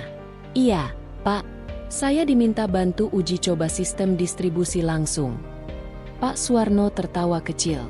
"Akhirnya ada juga yang turun ke sawah. Biasanya yang datang cuma mau motret, pulang, lalu lupa." Edi tak tersinggung. Justru itu membuatnya semakin yakin bahwa kehadirannya penting. Ia duduk bersama Pak Suwarno di bawah pohon randu, membuka catatan kecil, dan menjelaskan konsep sistem yang akan diuji. Pak Suwarno mendengarkan dengan seksama, mengajukan beberapa pertanyaan, lalu menyatakan kesediaannya ikut serta dengan syarat, tidak ada potongan liar dan pembayaran harus tepat waktu. Edi mencatat semuanya, lalu berkata, "Saya pegang kata-kata saya, Pak. Saya tidak janji muluk, tapi saya akan usahakan semua sesuai rencana." Setelah seminggu berjalan, uji coba dimulai. Pagi itu, 2 mobil bak terbuka masuk ke Pasar Gading tanpa melalui Tengkulak. Isinya sayur segar langsung dari lahan Pak Suwarno dan rekan-rekannya. Semua langsung diarahkan ke titik distribusi baru yang dibuka di pojok utara pasar. Edi berdiri di tengah area, memegang pengeras suara kecil. "Teman-teman, ini kiriman langsung dari petani. Silakan dicek kualitasnya, dicatat, dan diatur jadwal pembayaran. Koperasi sudah menyiapkan semua sistemnya." Pedagang kecil awalnya ragu. Mereka terbiasa dengan sistem lama, di mana barang datang dengan harga tetap meski lebih mahal. Namun saat mereka melihat sendiri kualitas sayur dan mendengar harga yang jauh lebih murah, satu persatu mulai mendekat. Mereka mencoba, mencatat, dan membeli. Hari itu, sistem baru berjalan lancar. Tidak ada gesekan berarti, hanya sedikit bisik-bisik dari tengkulak lama yang mulai resah. Tapi Edi tahu, perubahan seperti ini tidak bisa dihindari. Ia hanya berharap ia cukup kuat untuk menghadapi gelombangnya nanti. Edi berdiri di pinggir pasar dengan mata menyapu seluruh area yang perlahan mulai padat oleh pembeli. Meski langit pagi sedikit mendung, semangat orang-orang pasar tetap menyala seperti biasa. Lonceng gerobak terdengar dari berbagai arah. Suara pedagang memanggil, suara tawar-menawar, tawa anak kecil yang bermain di dekat los ikan. Semuanya membentuk irama khas yang selalu membuat Edi merasa hidup. Tapi pagi itu, ada yang berbeda. Dia memperhatikan dari kejauhan beberapa wajah baru yang tidak biasa berada di sana. Wajah-wajah yang selama ini ia tahu hanya muncul saat kondisi pasar genting. Mereka adalah orang-orang yang bekerja untuk salah satu tengkulak besar, Haji Rahman. Lelaki tua itu tidak pernah terlihat langsung, tapi pengaruhnya terasa sampai ke gang paling sempit di belakang pasar. Edi tidak terkejut. Keberhasilan distribusi langsung dari petani tentu mengguncang kenyamanan para tengkulak. Harga lebih murah, kualitas lebih segar, dan yang paling penting, tidak ada lagi potongan liar yang selama ini memberatkan pedagang kecil. Ia tahu suatu saat akan datang benturan. Di ruang kecil koperasi pasar, tempat Edi biasa mencatat hasil distribusi harian, Pak Wanto duduk sambil membersihkan ujung sepatunya yang terkena lumpur. "Kamu lihat tadi pagi? Banyak yang mulai gelisah," katanya pelan, sambil terus menunduk. Edi mengangguk, lalu meletakkan catatan di meja. "Aku tahu, tapi kita nggak sedang cari masalah. Kita cuma cari jalan yang lebih adil." Pak Wanto mendesah panjang. "Masalah kadang datang bahkan saat kita hanya berusaha jujur. Tapi kamu nggak sendiri, Di." Edi mengangguk pelan. Dukungan dari Pak Wanto lebih dari cukup baginya. Lelaki tua itu bukan hanya sopir pikap, tapi juga mentor yang selalu memberinya nasihat tanpa menggurui. Hari demi hari, sistem distribusi langsung mulai menunjukkan hasil. Pedagang kecil yang awalnya ragu kini mulai berani memesan langsung. Mereka menyusun sendiri jadwal pengambilan barang, dan keuntungan yang biasanya tipis kini bisa mereka simpan untuk kebutuhan keluarga. Beberapa bahkan mulai menabung, sesuatu yang sebelumnya tak terpikirkan karena penghasilan mereka langsung habis di hari yang sama. Namun di tengah keberhasilan itu, tekanan mulai muncul lebih nyata. Suatu malam, saat Edi baru saja pulang dari pertemuan dengan kelompok tani di desa Ngemplak, ia menemukan gerobaknya terguling di halaman belakang pasar. Rantai yang biasanya ia rawat dengan baik kini terlepas dan patah. Tidak ada yang mencuri apapun, tapi pesan itu jelas. Ini peringatan. Edi memandangi gerobak itu lama. Bukan karena dia sedih soal kerusakan, tapi karena dia tahu permainan sudah dimulai. Keesokan paginya, dia datang lebih pagi dari biasa. Ia meminjam gerobak milik Pak Parno, kuli sepuh yang kini lebih sering duduk-duduk di depan toko sembako. Meski gerobaknya tua dan berat, Edi tidak mengeluh. Ia kembali ke posisinya, membantu membongkar karung sayur, mengatur peti buah, dan menyapa pedagang yang satu persatu datang. "Mas Edi, gerobaknya kenapa?" tanya Mbak Sri, pedagang bumbu yang lewat sambil membawa 2 ember cabai rawit. "Rusak sedikit. Nanti aku benerin," jawabnya sambil tersenyum. Tapi berita itu cepat menyebar. Banyak yang marah atas kejadian semalam. Mereka tahu siapa yang kemungkinan besar melakukannya. Reza bahkan datang menghampiri dengan wajah kesal. "Kalau mereka pikir dengan merusak gerobak bisa bikin kita mundur, mereka salah. Kamu nggak sendiri, Mas." Edi tersenyum. "Aku tahu, tapi kita juga harus hati-hati. Jangan sampai mereka pakai alasan untuk buat keributan." Reza mengangguk. "Tapi kalau mereka melangkah lagi, aku nggak akan diam." Tengah hari itu, seseorang datang ke ruang koperasi. Lelaki muda dengan rambut klimis dan jas tipis masuk tanpa permisi. "Nama saya Arman.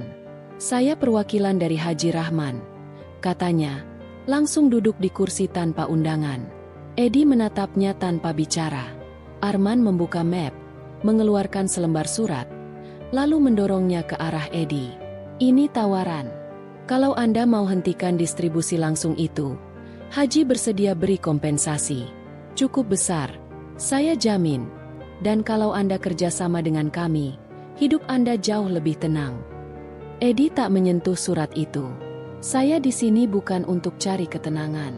Saya di sini karena saya tahu apa yang kami lakukan benar." Arman tertawa kecil, lalu berdiri. "Saya beri waktu seminggu. Setelah itu, kalau Anda tetap keras kepala, ya, Anda tahu pasar ini tidak selalu ramah untuk yang keras kepala." Lalu dia pergi. Edi tetap duduk. Surat itu masih tergeletak di mejanya. Ia tahu godaan seperti ini bisa menggoyahkan banyak orang. Tapi bagi Edi, pasar bukan tempat cari kaya cepat. Ini rumah bagi mereka yang tak punya tempat lain. Dan rumah harus dijaga. Seminggu berlalu. Gerobaknya sudah ia perbaiki. Pendapatan pasar meningkat. Hubungan antara petani dan pedagang semakin kuat. Tapi bayangan-bayangan masih mengintai dari lorong-lorong sempit. Arman belum kembali. Tapi bisik-bisik soal tekanan dari Haji Rahman makin sering terdengar. Satu sore, setelah pasar tutup, Edi duduk di tangga belakang dekat los sayur. Pak Wanto datang membawa 2 gelas teh hangat. Keduanya duduk dalam diam, memandangi langit yang mulai temaram. Kamu tahu, Di, dulu waktu aku masih muda, aku juga pernah ngalamin hal yang mirip. Waktu itu aku jadi sopir distribusi beras untuk koperasi desa. Ada juga yang gak suka karena aku potong jalur tengkulak. Aku hampir dibakar hidup-hidup. Edi menoleh. Lalu kenapa tetap lanjut? Pak Wanto tersenyum. Karena kalau kita nyerah waktu itu, anak-anak petani di desa mungkin gak bisa sekolah. Kadang satu langkah kecil yang kita ambil, ternyata bikin perubahan buat banyak orang. Edi mengangguk. Malam itu, ia tahu jalan yang ia tempuh akan makin berat, tapi juga makin berarti. Dan ia tidak sendiri. Langit pagi belum sepenuhnya terang ketika Edi sudah duduk bersila di atas lantai berlapis tikar lusuh di dalam kontrakannya yang sempit. Suara ayam jantan bersahut-sahutan dari kejauhan, berpadu dengan derit sepeda tua yang dikayuh seorang tukang sayur. Di hadapannya, secangkir kopi hitam mengepul pelan, menebar aroma sederhana yang selalu menjadi semangat awal harinya. Ia menatap kosong ke arah dinding tembok yang penuh coretan, seakan mencari kekuatan baru dari setiap kenangan yang pernah tercipta di sana. Hari ini berbeda. Ada sesuatu di dada Edi yang terasa lebih berat dari biasanya. Bukan beban fisik dari karung-karung bawaan pengunjung pasar, tapi sesuatu yang lebih dalam. Semalam ia memikirkan percakapan singkat dengan Pak Wanto, supir mobil bak yang sering mengangkut hasil dagangan pedagang pasar. Pria tua itu, dengan kerut di wajahnya dan tangan yang kasar oleh waktu, menyebut sebuah kalimat yang mengendap di kepala Edi. Jangan terus-menerus hidup hanya untuk bertahan, Di. Hidup juga butuh arah. Kata-kata itu berputar-putar dalam pikiran Edi sejak semalam, mengganggu tidurnya yang tak pernah nyenyak. Ia merenung, apa memang selama ini ia hanya hidup untuk bertahan? Bangun pagi, ke pasar, mengangkat barang, pulang menjelang malam dengan tubuh remuk redam. Uang yang didapat hanya cukup untuk makan, membayar kontrakan, dan sesekali membeli pakaian baru yang tak pernah benar-benar baru. Sementara itu, waktu terus berjalan. Usia bertambah, namun arah hidupnya seperti jalan setapak yang hanya berputar-putar. Namun pagi ini, ada sesuatu yang menyala perlahan. Ia belum tahu bentuknya, tapi ada semacam dorongan kecil dari dalam dadanya. Sebuah niat samar yang perlahan-lahan menjadi tekad. Ia ingin berubah. Bukan semata demi dirinya, tapi untuk orang-orang yang selama ini mengandalkan kehadirannya.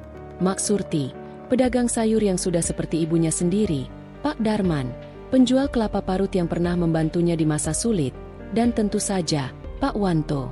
Selesai menyeruput kopi, Edi segera mengenakan baju kerjanya. Kaos oblong pudar dengan celana jeans robek di lutut.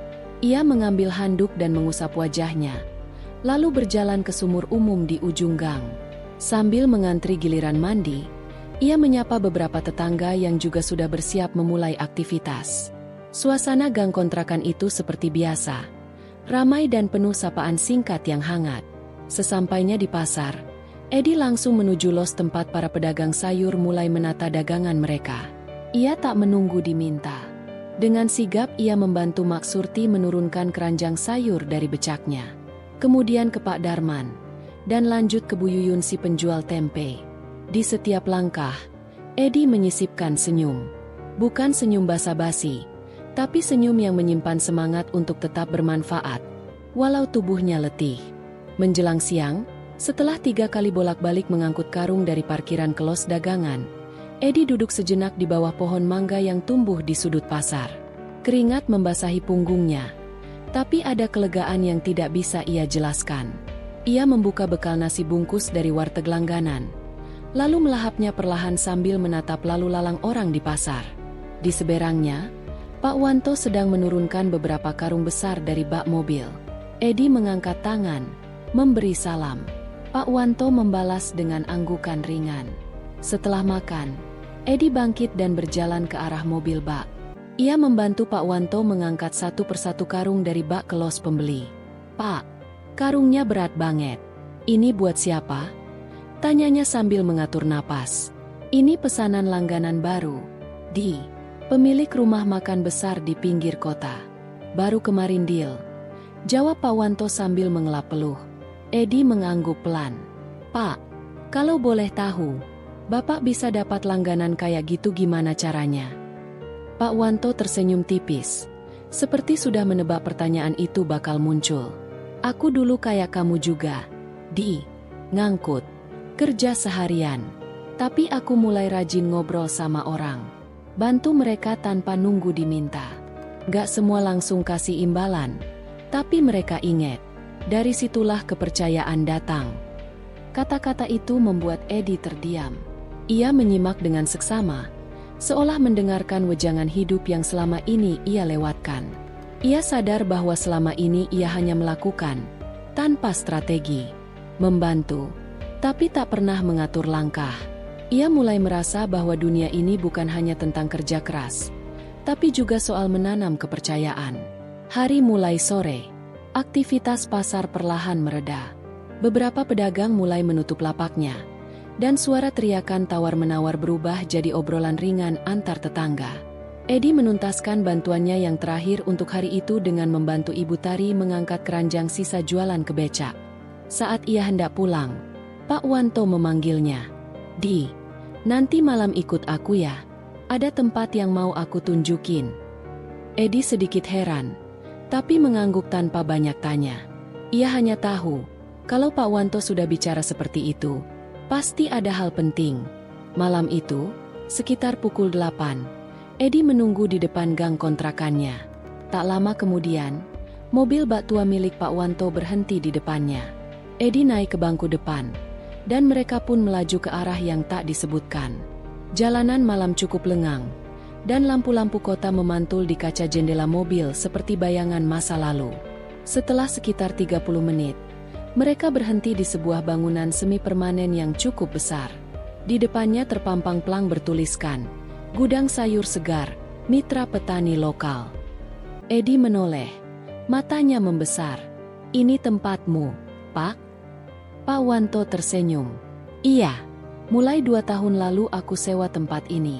Modal awalnya nggak banyak, tapi aku kumpulkan sedikit demi sedikit dari hasil kerja dan bantuan teman-teman pasar. Sekarang, aku jadi penyalur sayur dari petani ke rumah makan. Edi terdiam. Dadanya bergemuruh antara takjub dan haru. Ia menyusuri bangunan itu, melihat tumpukan karung sayur, meja timbangan, bahkan ruangan kecil yang tampak seperti kantor sederhana. Semua terlihat nyata, tidak seperti mimpi. Kamu tahu, Di, ucap Pak Wanto sambil menepuk bahunya. Kita nggak selamanya harus jadi tukang angkut. Tapi kita bisa mulai dari situ. Yang penting punya arah. Edi mengangguk pelan. Dalam benaknya, sebuah gambar baru mulai terbentuk. Ia tidak tahu kapan akan sampai ke sana. Tapi kini ia tahu kemana harus melangkah. Malam itu, sebelum tidur, Edi memejamkan mata dengan perasaan berbeda. Untuk pertama kalinya, ia merasa hidupnya bukan hanya soal bertahan, tapi soal bergerak. Ia bukan sekadar kuli panggul, tapi seseorang yang sedang menuju sesuatu. Dan itu membuat hatinya tenang, meski tubuhnya tetap lelah. Pagi itu, embun belum sepenuhnya sirna ketika Edi sudah menapakkan langkah di jalanan batu yang membatasi area pasar dengan pemukiman warga. Langkahnya perlahan, namun tak pernah ragu. Di punggungnya tergantung seutas handuk lusuh yang ia gunakan untuk menyeka peluh. Dan di tangannya tergenggam erat secangkir teh hangat pemberian Bu Sarti, pedagang sayur yang tiap hari menempati lapak di sudut utara pasar. Dingin. Di, minum ini dulu, kata Bu Sarti saat menyodorkan teh itu sebelum matahari menampakkan sinarnya. Wajah perempuan parubaya itu terlihat sedikit cemas. Katanya hari ini Pak Wanto ngangkut muatan dari gudang besar di ujung barat. Bisa jadi kau diminta bantu. Edi hanya mengangguk dan tersenyum. Ia meneguk perlahan teh dari gelas plastik itu. Hangatnya merambat ke dada, menumbuhkan semangat yang nyaris setiap hari ia pupuk tanpa suara. Insya Allah, Bu, rejeki nggak kemana. Badan masih kuat, asal hati ikhlas. Sudah menjadi kebiasaan bagi Edi untuk tiba lebih awal di pasar. Bukan untuk mengambil keuntungan atau mengejar antrean pekerjaan, tapi semata karena ia tak suka melihat tempat ini kosong. Ada rasa yang berbeda saat ia menyaksikan keramaian tumbuh pelan-pelan, seperti menyaksikan bunga mekar setiap harinya, walau jenis dan warnanya sama. Pukul 6:15, Pak Wanto datang dengan mobil baknya. Suaranya menggeram pelan, menggaung bersama aroma solar dan debu pagi. Edi segera berlari kecil menyambutnya, lalu membantu menurunkan terpal penutup bak. Tak perlu banyak bicara, cukup saling tatap. Keduanya sudah paham apa yang harus dilakukan. Hari itu mereka harus mengangkut puluhan karung bawang dari gudang milik Pak Rian, seorang tengkulak besar yang baru saja membeli hasil panen dari petani Kendal. Gudang berada cukup jauh dari area pasar, dan medannya tak mudah. Tanah basah sisa hujan malam membuat mobil sulit bermanuver, dan pekerjaan angkut memakan waktu lebih lama dari biasa. Namun Edi tak sedikit pun mengeluh. Tubuhnya yang kurus terbakar matahari tetap mampu memikul karung-karung besar berisi bawang yang mengeluarkan aroma menyengat. Di saat teman-teman kulinya bergantian duduk istirahat atau mengeluh soal gaji yang belum naik, Edi tetap bekerja tanpa banyak bicara. Keringat mengucur dari dahinya seperti hujan kecil yang tak berhenti. Di sela-sela waktu istirahat, Pak Wanto menyalakan rokok dan menatap Edi yang duduk memunggungi mobil. "Kamu itu, Di, kok nggak pernah ngeluh sih? Sudah lama kerja di sini, gaji segitu-gitu aja, tapi kamu tetap semangat." Edi menoleh sebentar lalu kembali menatap hamparan tanah basah. "Saya kerja bukan cuma cari uang, Pak. Saya kerja buat anak. Dia sekolah, dan saya ingin dia terus sekolah sampai kapanpun dia mau. Selama saya masih bisa angkat barang, nggak ada alasan buat berhenti." Pak Wanto mengangguk. Lelaki itu sudah mengenal Edi cukup lama, bahkan sebelum anak perempuannya, Lili, masuk SMP. Dulu Edi pernah ditawari kerja sebagai kenek tetap, tapi ia menolak. Katanya, waktu menjadi kuli panggul lebih fleksibel dan bisa membuatnya lebih sering pulang sore untuk menemani Lili belajar. Perlahan tapi pasti, cerita Edi mulai menyebar ke telinga para pedagang dan sopir pasar lainnya. Mereka tahu bahwa Edi bukan sekadar kuli panggul biasa. Ia selalu jadi yang pertama datang dan terakhir pulang. Ia tak pernah menolak permintaan tolong, bahkan jika itu tanpa imbalan. Ketika seorang ibu hamil tak kuat membawa keranjang belanjaannya, Edi bantu antar sampai ke ojek tanpa diminta bayaran.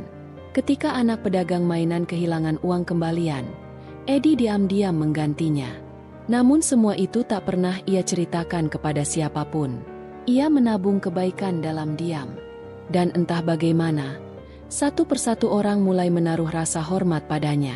Bukan karena kekayaan atau kekuasaan, tapi karena ketulusan. Sore itu, ketika pasar mulai sepi dan truk terakhir bersiap meninggalkan area, Edi kembali duduk di pojokan tempat ia biasa menunggu bayaran. Tangannya gemetar pelan, mungkin karena lelah, mungkin karena lapar.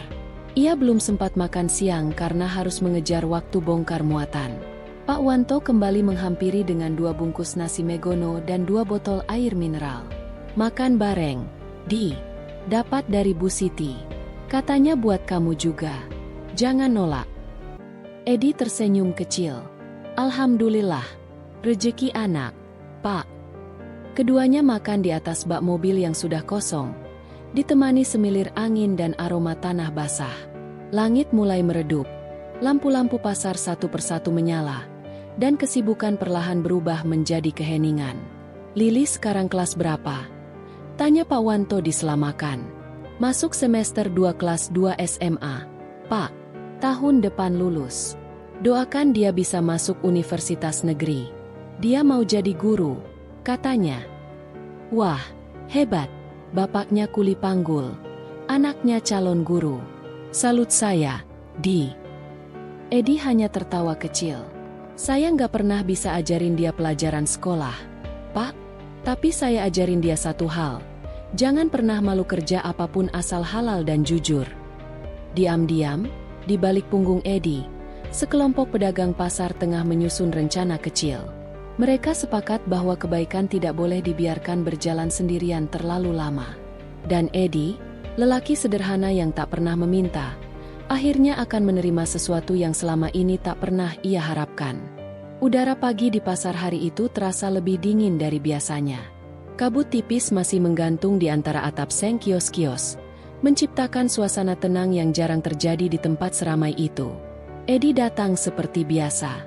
Jam 4:30 pagi ia sudah duduk di bangku beton dekat warung kopi, menyeduh teh hangat yang dibelinya dari Pak Darto, penjajah minuman keliling yang tak pernah absen membuka termosnya setiap subuh. Namun pagi ini, suasana hatinya tak seperti biasanya. Ada kerutan baru di keningnya, dan pandangan matanya terlihat menerawang lebih dalam.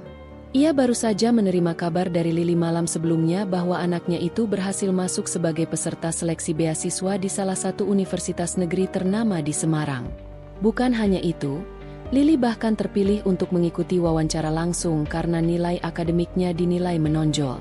"Pak, Lili katanya disuruh datang langsung buat wawancara, tapi biaya transportasinya belum ada." Suara Lili semalam masih terngiang di telinga Edi.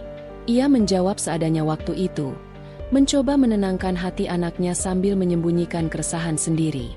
Kini, duduk di pasar sambil menatap lalu lalang orang yang mulai mengisi kios, Edi berusaha menyusun cara agar bisa mengumpulkan uang untuk ongkos dan bekal Lili berangkat ke Semarang. Ia menghitung-hitung upah dari pengangkutan minggu ini, menimbang sisa uang hasil kerja yang belum digunakan untuk kebutuhan rumah. Kurang 150.000 lagi, gumamnya, sambil menyesap teh pelan.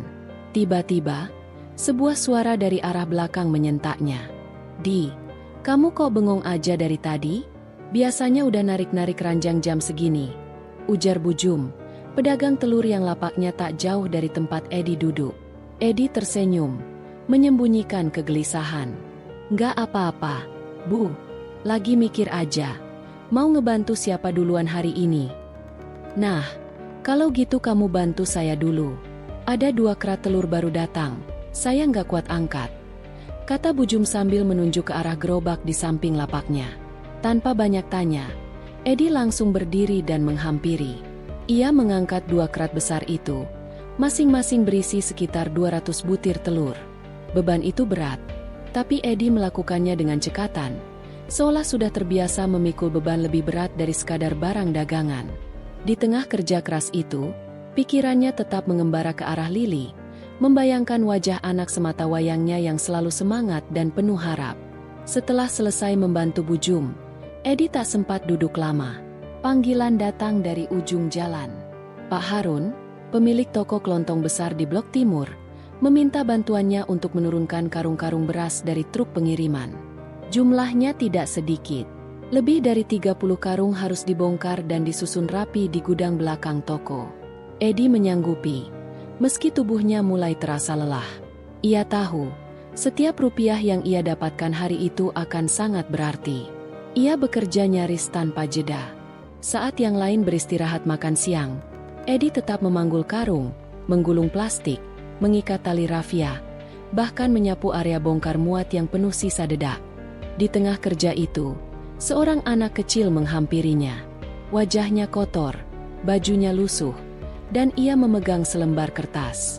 "Om, bisa bantuin baca ini nggak?" tanya anak itu dengan suara ragu. Edi berhenti sejenak, lalu mengambil kertas itu. Isinya adalah surat pemberitahuan dari sekolah tentang pengambilan raport. Anak itu bernama Rangga, anak dari salah satu pemulung yang tinggal di dekat terminal belakang pasar. Ibunya tak bisa baca tulis, dan sang ayah pergi entah kemana. Edi membaca perlahan dan menjelaskan isi surat itu. Lalu ia menyuruh Rangga menunggu sebentar. Ia berjalan ke warung Bunarti, membeli sebungkus nasi dan air minum, lalu memberikannya kepada Rangga. "Ambil ini dulu. Perut kenyang, pikiran tenang. Nanti kasih surat ini ke ibumu, ya?" Anak itu tersenyum lebar dan mengangguk, lalu berlari pergi. Edi menatap kepergiannya dengan campuran rasa senang dan sedih. Ia tahu bagaimana rasanya tumbuh dengan kesulitan, tapi ia juga tahu bahwa memberi bukan soal banyaknya, melainkan kesiapan hati untuk ikhlas. Menjelang sore, tubuh Edi hampir tak kuat lagi, tapi pekerjaan belum selesai. Ia masih harus membantu Pak Dimas yang kios sembakonya akan direnovasi. Papan-papan kayu dan seng harus dipindah dulu agar tukang bisa bekerja esok pagi. Tanpa pikir panjang, Edi menyingsingkan lengan baju dan mulai mengangkat satu persatu papan berat itu. Di kejauhan, diam-diam seseorang memperhatikannya. Seorang pria berbaju batik, berkacamata, berdiri di dekat mobil hitam yang terparkir di pinggir jalan pasar. Ia melihat Edi dari kejauhan, mencatat sesuatu di buku kecilnya. Pria itu adalah salah satu pengurus yayasan sosial yang sedang melakukan peninjauan ke pasar, atas laporan dari pedagang tentang seorang kuli panggul yang tak kenal lelah membantu siapa saja. Setelah pekerjaan selesai dan matahari mulai turun di balik gedung pertokoan, Edi kembali duduk di bangku beton itu. Ia mengusap wajah dengan handuk lusuh, lalu membuka bekal seadanya, nasi sisa semalam dan sambal teri. Ia makan dengan lahap, tanpa memperdulikan rasa sakit di pundak atau pegal di kaki. Tak lama kemudian, Pak Wanto menghampirinya. "Di, besok kamu bisa ikut saya ke kota sebentar?" tanyanya. Edi menatap heran. "Ada apa, Pak?" "Besok ada seseorang yang mau ketemu kamu. Katanya penting. Kamu nggak usah mikir apa-apa dulu. Saya yang jemput. Kamu cukup ikut aja. Pakai baju yang rapi, ya." Edi tidak menjawab. Ia hanya mengangguk pelan. Ada rasa bingung bercampur cemas, tapi juga ada rasa penasaran. Ia tak pernah merasa penting, apalagi sampai harus ditemui oleh seseorang dari luar pasar. Malam itu, Edi pulang ke rumah kontrakannya yang sempit dengan langkah pelan. Di tangan kirinya tergenggam erat uang hasil kerja hari itu. Saat tiba, Lili langsung menyambut dengan senyum cerah, menyodorkan kertas undangan resmi dari universitas. Ia tak tahu bahwa ayahnya belum makan malam, belum istirahat, dan menyimpan rasa sakit di punggungnya. Ia hanya tahu bahwa ayahnya adalah sosok terkuat yang selalu ada untuknya. Edi membaca surat itu, lalu memeluk Lili erat-erat. "Bapak akan cari cara. Kamu harus berangkat, dan kamu akan sampai di sana." Tanpa disadari Edi, jejak-jejak kebaikannya selama ini mulai menggerakkan sesuatu. Dan hari esok akan jadi awal dari perubahan yang tak pernah ia duga sebelumnya. Hujan deras mengguyur pasar hampir seminggu penuh. Udara lembab menyelimuti setiap lorong dan sudut, membuat bau lumpur dan sayur busuk bercampur jadi satu. Di saat seperti itu, hanya sedikit orang yang mau berlama-lama di luar rumah, apalagi belanja ke pasar. Aktivitas pun melambat, dan para pedagang terpaksa menutup lapaknya lebih awal. Warung Edi juga tidak seramai biasanya. Beberapa orang masih datang sekadar berteduh atau mencari segelas teh panas. Tapi pembeli sembako menurun drastis. Beberapa barang mulai kedaluarsa, dan stok telur sempat busuk karena basah kemasukan air dari atap yang bocor. Meski begitu, Edi tak pernah menutup warung sepenuhnya. Ia tetap membuka pintunya setiap pagi dan menyalakan lampu kecil di depan. Bagi sebagian orang, cahaya itu seperti isyarat bahwa mereka masih bisa bersandar sejenak. Namun di balik ketenangannya, Edi mulai menghadapi tantangan yang belum pernah ia bayangkan. Suatu pagi, seorang lelaki berpakaian rapi dengan sepatu mengilap datang ke warung. Ia memperkenalkan diri sebagai Pak Arman, perwakilan dari pengurus pasar. "Pak Edi, kami perlu berbicara soal tempat usaha ini," katanya serius. "Sudah ada yang mengajukan untuk menggunakan lahan ini secara resmi. Katanya, tempat ini dulu bukan untuk warung permanen." Edi sempat terdiam. Ia memandang dinding warungnya yang sudah mulai lapuk karena hujan. "Tapi waktu itu saya sudah dapat izin dari Pak Jatmiko, pengurus sebelumnya." "Betul, tapi beliau sekarang sudah pindah tugas. Dan surat-surat yang dia keluarkan tidak ada dalam arsip resmi. Kami tidak bisa mengakui legalitasnya." Edi menelan ludah. Ia berusaha tetap tenang meski jantungnya berdetak lebih cepat. "Lalu maksudnya, saya harus tutup?"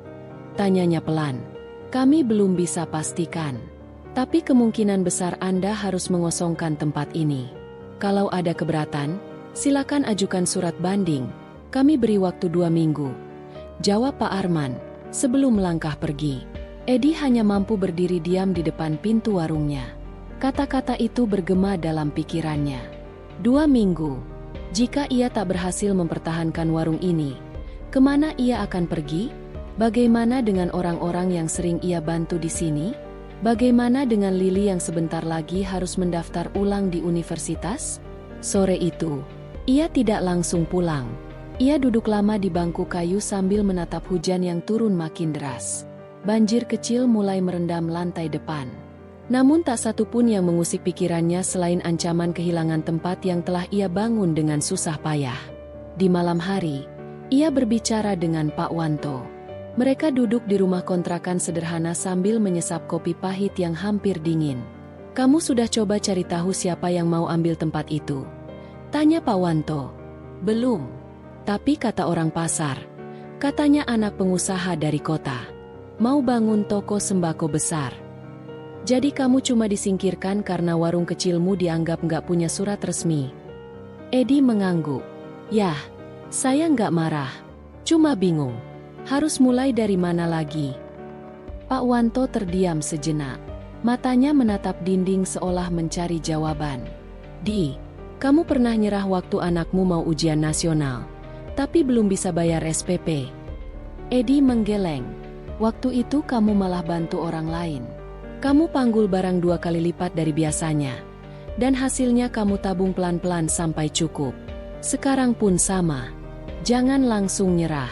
Kita cari jalan." Ucapan itu membuat Edi tersenyum tipis. Ia tahu, sahabatnya ini tak pernah memberi semangat kosong. Keesokan harinya, ia mulai bergerak. Ia mendatangi beberapa pedagang senior yang pernah ia bantu. Ia menceritakan masalah yang sedang dihadapi dan meminta saran. Tak semua bisa membantu, tapi satu demi satu orang mulai menunjukkan kepedulian. Bu Emah, yang belakangan membuka lapak sayur kecil di sebelah warung Edi, ikut turun tangan. "Saya ikut kumpulin tanda tangannya. Pak Edi, siapa tahu bisa bantu meyakinkan pengurus pasar. Banyak kok yang setuju warung ini tetap ada." Tanpa diminta, ia membuat petisi sederhana di kertas folio bekas. Dalam 2 hari, lebih dari 40 nama tertulis, lengkap dengan tanda tangan dan catatan kecil tentang betapa mereka merasa terbantu dengan kehadiran warung itu. Tak hanya itu, anak-anak muda pasar yang biasa menginap di musala juga ikut bergerak. Mereka membuat unggahan di media sosial, membagikan cerita tentang Pak Edi dan warungnya. Video-video singkat tentang kebaikan yang dilakukan Edi saat memberi makan gratis, membantu orang tua, atau menolong pedagang yang jatuh, beredar cepat. Sore itu, seorang perempuan muda dengan kamera kecil datang ke warung. "Pak Edi, saya dari komunitas jurnalis lokal. Boleh wawancara sedikit?" Awalnya Edi ragu. Ia tidak biasa diwawancara, apalagi tampil di kamera. Tapi akhirnya ia menyetujui. Wawancara singkat itu berlangsung di depan warung, dengan latar tumpukan karung beras dan gantungan mie instan. Video itu diunggah 2 hari kemudian dan viral di media sosial. Banyak yang terharu. Banyak pula yang bertanya bagaimana bisa membantu mempertahankan warung tersebut. Dukungan terus mengalir. Surat banding yang awalnya hanya bermodalkan surat tangan sederhana kini dilampiri ratusan tanda tangan warga. Bahkan salah satu tokoh masyarakat di daerah itu turut membuat surat rekomendasi. Namun tetap saja, semua itu belum menjamin. Pengurus pasar baru masih bersikukuh bahwa warung Edi berdiri di atas lahan yang tidak diperuntukkan bagi usaha tetap. Tepat sehari sebelum tenggat waktu pengosongan, Edi dipanggil ke kantor pengurus pasar. Ia datang sendiri, mengenakan kemeja yang sudah disetrika rapi oleh Lily. Di tangannya, map biru berisi semua dokumen yang ia miliki. Surat dari yayasan, salinan dukungan masyarakat, bahkan bukti video dari komunitas jurnalis. Pak Arman dan 2 orang staf lain menyambutnya dengan wajah datar. Pertemuan berlangsung lebih dari 1 jam. Sebagian besar berisi tanya jawab formal dan klarifikasi legalitas. Di tengah suasana tegang itu, pintu ruang rapat tiba-tiba terbuka. Seorang laki-laki parubaya masuk dengan langkah pasti. Ia berpakaian sederhana tapi bersih. Di belakangnya, 2 orang dari Dinas Pasar Kabupaten. "Permisi, saya Bambang dari Yayasan Pelita Nusantara," ujarnya tegas. Pak Arman terdiam sejenak. "Maaf, Bapak siapa?" "Saya bagian legal. Yayasan kami yang mendanai dan merekomendasikan pembangunan warung ini." Dan kami punya MOU resmi dengan pengurus lama, lengkap dengan cap dan tanda tangan kepala dinas sebelumnya. Pak Bambang menyerahkan dokumen itu. Di dalamnya tertulis jelas perjanjian kerjasama pengelolaan lahan kosong untuk kegiatan sosial ekonomi berbasis masyarakat. Dan salah satu poinnya menyebutkan bahwa lahan di ujung lorong pasar dialokasikan sebagai tempat usaha semi permanen bagi warga yang berprestasi dan berkontribusi nyata terhadap lingkungan. Suasana ruangan langsung berubah. Pak Arman membaca dokumen itu dengan wajah berubah pucat. Ia menyadari bahwa keputusannya bisa dipermasalahkan secara hukum. Akhirnya, keputusan resmi pun keluar. Warung Edi boleh tetap beroperasi. Bahkan akan dibantu perbaikan atap dan drainase oleh Dinas Pasar agar tidak lagi kebanjiran. Tak hanya itu, yayasan juga menyatakan siap mendampingi Edi membentuk koperasi kecil sebagai pengembangan dari warung itu. Hari itu, Edi pulang dengan mata sembab tapi senyum yang tak bisa ia sembunyikan.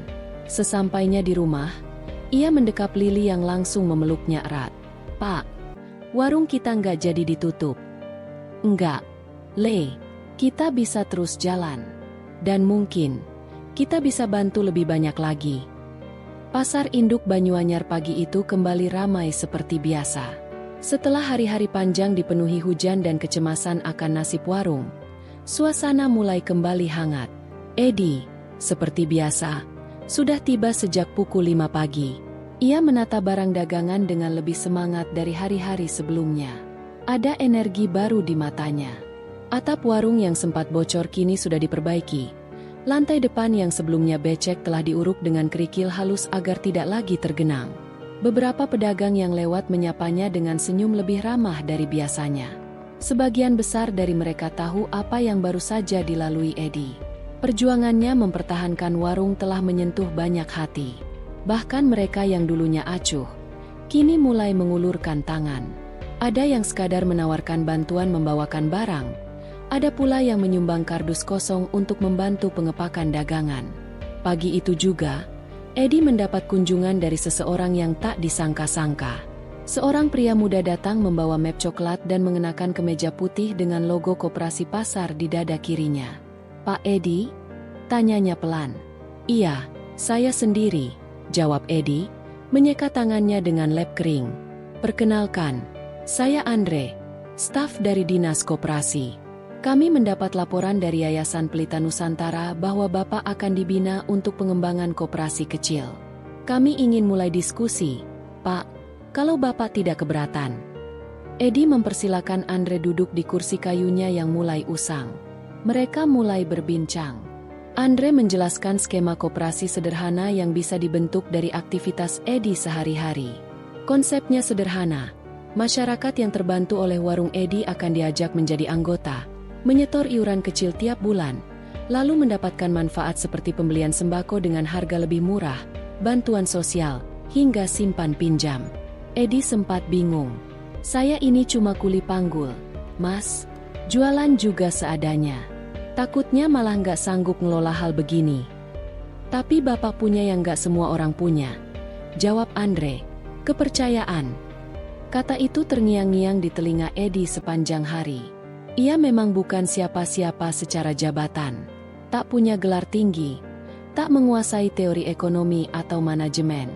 Tapi setiap orang yang mengenalnya tahu satu hal, Edi tak pernah menyalahgunakan kepercayaan. Akhirnya ia menyetujui usulan itu. Andre dan timnya mulai membantunya membentuk struktur koperasi. Lili ikut mencatat, sementara Pak Wanto yang belakangan sering membantu di warung, menjadi salah satu pengurus kehormatan. Seiring waktu, kegiatan koperasi mulai berjalan. Iuran dari para anggota digunakan untuk membeli barang pokok dalam jumlah besar, sehingga harganya lebih murah. Barang-barang itu kemudian dijual kembali di warung Edi dengan harga bersahabat. Anggota koperasi mendapat potongan khusus. Sistem pencatatan dilakukan dengan sederhana namun transparan, dan itu membuat semua merasa nyaman. Lalu datang tantangan berikutnya. Kebutuhan tempat penyimpanan. Warung Edi yang kecil tidak cukup menampung stok yang terus meningkat. Seringkali, karung beras dan dus mie instan menumpuk di luar dan mengganggu jalan pasar. Beberapa pedagang mulai mengeluh. Edi tidak tinggal diam. Ia tak ingin usaha yang baru tumbuh menimbulkan masalah bagi lingkungan sekitarnya. Maka ia mulai mencari solusi. Ia menyisihkan sebagian keuntungan untuk menyewa petak kecil di belakang pasar sebagai gudang. Tapi itu belum cukup. Suatu malam, saat ia sedang menghitung uang di meja warung, Lili menghampirinya sambil membawa sebuah sketsa kasar yang ia gambar di kertas bekas. "Pak, gimana kalau kita ubah bagian belakang warung ini? Yang dekat selokan itu. Bisa jadi ruang simpan kalau ditutup rapat dan ditinggikan sedikit." Edi melihat gambar itu. Tidak rumit, tapi cukup masuk akal. Ia tersenyum bangga. Anak gadisnya tidak hanya cerdas di kampus, tapi juga memahami realita di lapangan. "Ayah nggak punya cukup uang untuk itu sekarang, Le," ucapnya pelan. "Tapi ayah punya banyak teman." Ucapan itu membuka jalan. Keesokan harinya, Edi mulai berbicara pada para pedagang yang memiliki sisa bahan bangunan, papan kayu, seng bekas, atau semen lebih. Ia tak meminta secara langsung. Ia hanya bercerita apa yang ingin ia lakukan. Beberapa hari kemudian, tumpukan papan kayu, seng, dan semen mulai berdatangan satu persatu. Tak ada yang memberi dalam jumlah besar, tapi sedikit demi sedikit cukup untuk membangun ruang kecil di belakang warung. Tukang bangunan yang biasa bekerja di pasar pun membantu dengan bayaran seadanya. Proyek kecil itu selesai dalam 2 minggu. Gudang mungil itu mampu menampung 30 karung beras dan belasan dus mie instan. Edi bahkan sempat menyelipkan rak sederhana untuk menyimpan buku catatan dan logistik koperasi. Tak lama setelah itu, datang kejutan lain.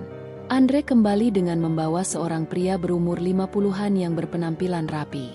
Ternyata ia adalah pejabat dinas dari kota yang ingin melihat langsung koperasi pasar yang sedang berkembang. Ia berkeliling warung, bertanya kepada beberapa anggota koperasi, lalu duduk berbincang dengan Edi selama hampir 1 jam. Setelah itu, ia menepuk pundak Edi dan berkata, "Koperasi seperti ini yang kami cari. Berdiri dari bawah, dan hidup dari kepercayaan. Siap-siap ya, bulan depan ada kunjungan dari kementerian." Edi hanya tertawa gugup. Ia tak pernah menyangka warung kecilnya akan dilirik hingga ke tingkat pusat. Tapi ia tidak memikirkan itu terlalu jauh. Ia tetap menjalani hari-harinya seperti biasa. Bangun pagi, menata barang, menyapa orang-orang, dan membantu siapapun yang butuh. Di tengah semua kesibukan itu, Edi tidak melupakan akarnya. Ia tetap menjadi kuli panggul saat pagi masih sepi.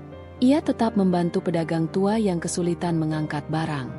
Bahkan kadang, ia masih mengantar belanjaan ke rumah pembeli dengan gerobak pinjaman, meski sebenarnya sudah cukup dari hasil warung. Orang-orang bertanya kenapa ia masih melakukannya. Edi hanya menjawab singkat, "Kalau saya berhenti membantu, saya kehilangan diri saya sendiri." Sore itu, seorang anak kecil datang ke warung dengan membawa uang koin dalam plastik. Ia ingin membeli beras 1 liter. Ibunya sedang sakit, dan ia disuruh belanja sendiri. Edi mengambil 1 liter beras, memasukkannya ke dalam plastik bening, dan menyerahkan ke anak itu. Ketika anak itu menyodorkan uang, Edi menggeleng. "Buat ibumu saja. Kalau sudah sehat, baru kita hitung." Anak itu tersenyum lebar dan mengucapkan terima kasih sambil membungkuk dalam. Pemandangan sederhana itu disaksikan oleh beberapa pelanggan yang sedang antre, dan salah satu dari mereka, seorang pria berkacamata yang baru pertama kali datang, berkata, "Kalau semua penjual kayak Bapak, dunia bakal jauh lebih adem." Edi tak menjawab. Ia hanya tertunduk, mengelap peluh di dahinya, dan melanjutkan menata botol kecap yang hampir kosong. Malam itu, saat pasar mulai sepi dan Lili sudah tertidur di dalam kamar kecil di belakang warung, Edi duduk di depan pintu warung dengan segelas kopi hangat. Ia memandangi lampu jalan yang berpendar redup. Di hatinya, ada rasa syukur yang sulit dijelaskan. Perjalanan belum selesai, tantangan belum usai, tapi ia tahu satu hal, ia berada di jalan yang benar. Dan selama ia terus menjaga kepercayaan itu, cahaya kecil dari warung mungil ini akan terus menyala. Edi mengayuh gerobaknya lebih lambat pagi itu. Pasar belum terlalu ramai, dan udara masih terasa dingin meski matahari mulai menampakkan sinarnya dari balik atap-atap seng pertokoan tua di sekitar pasar. Langkahnya sedikit tertatih karena kelelahan kemarin belum sepenuhnya hilang. Tapi ada semangat baru yang menyelip di dadanya.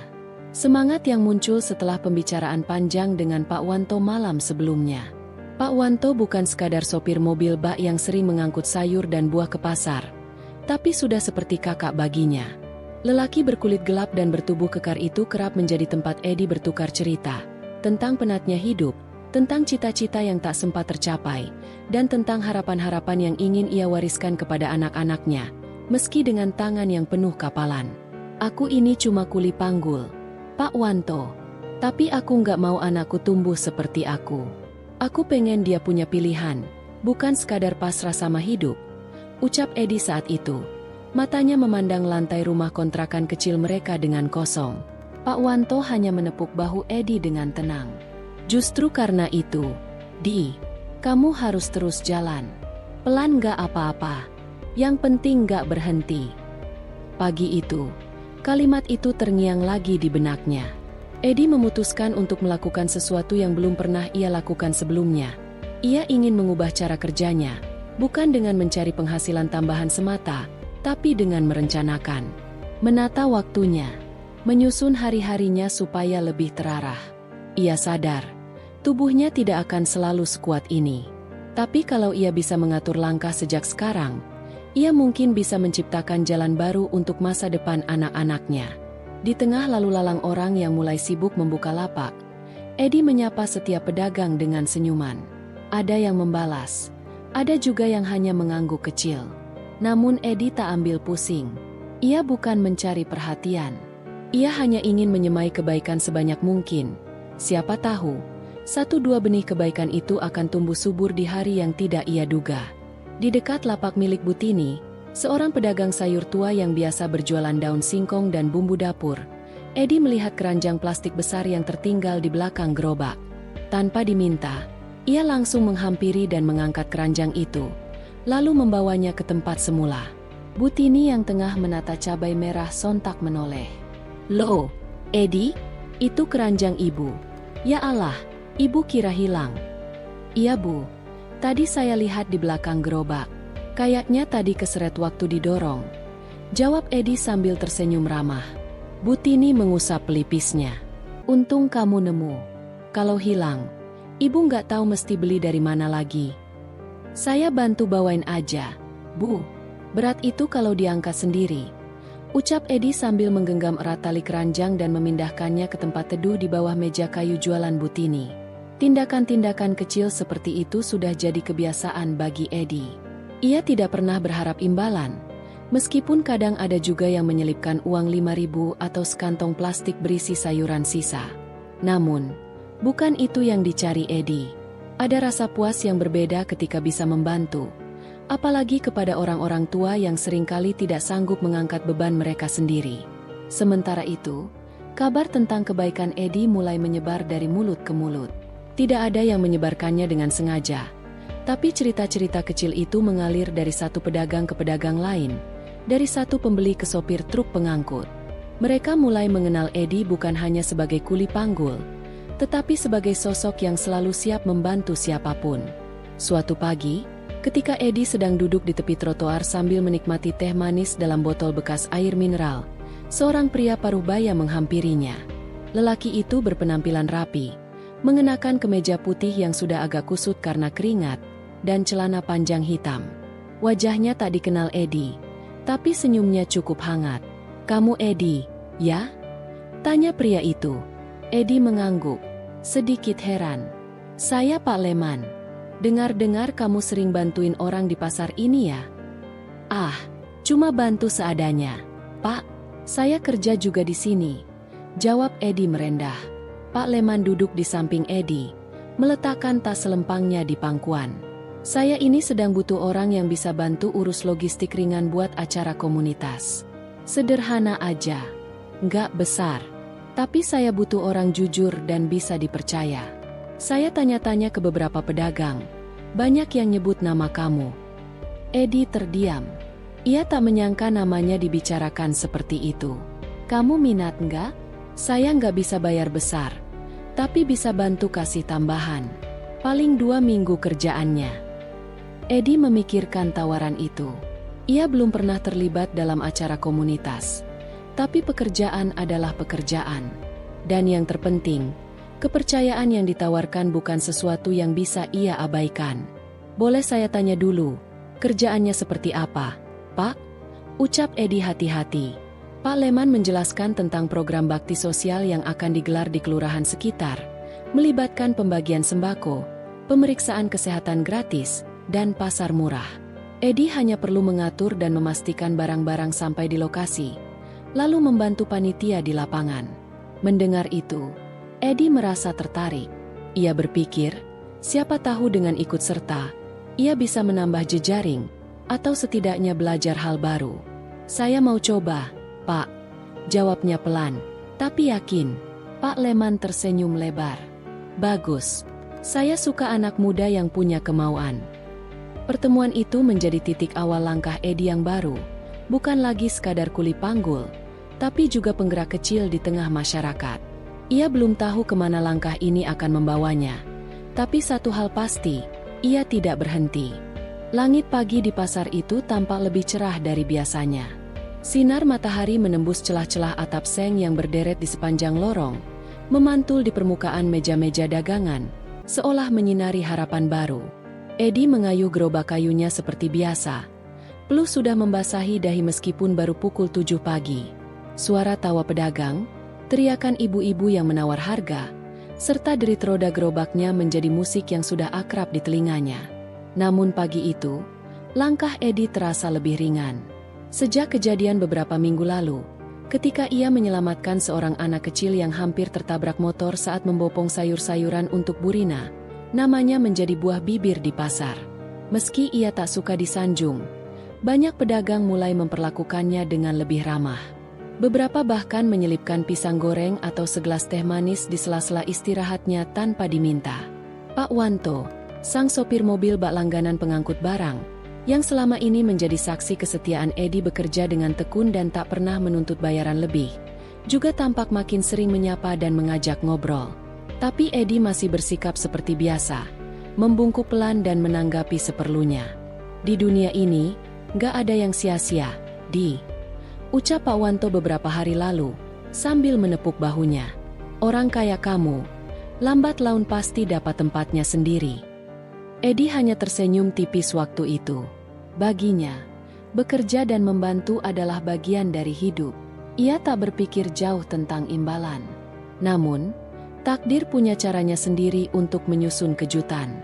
Hari itu, setelah mengantar 5 kali angkut barang dari ujung timur pasar ke bagian dalam, Edi berhenti sejenak di bawah pohon besar dekat warung kopi Mang Oji.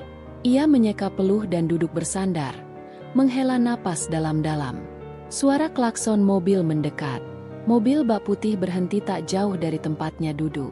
Dari dalam keluar seorang pria berjas rapi, bertubuh tinggi, dengan langkah mantap dan senyum lebar.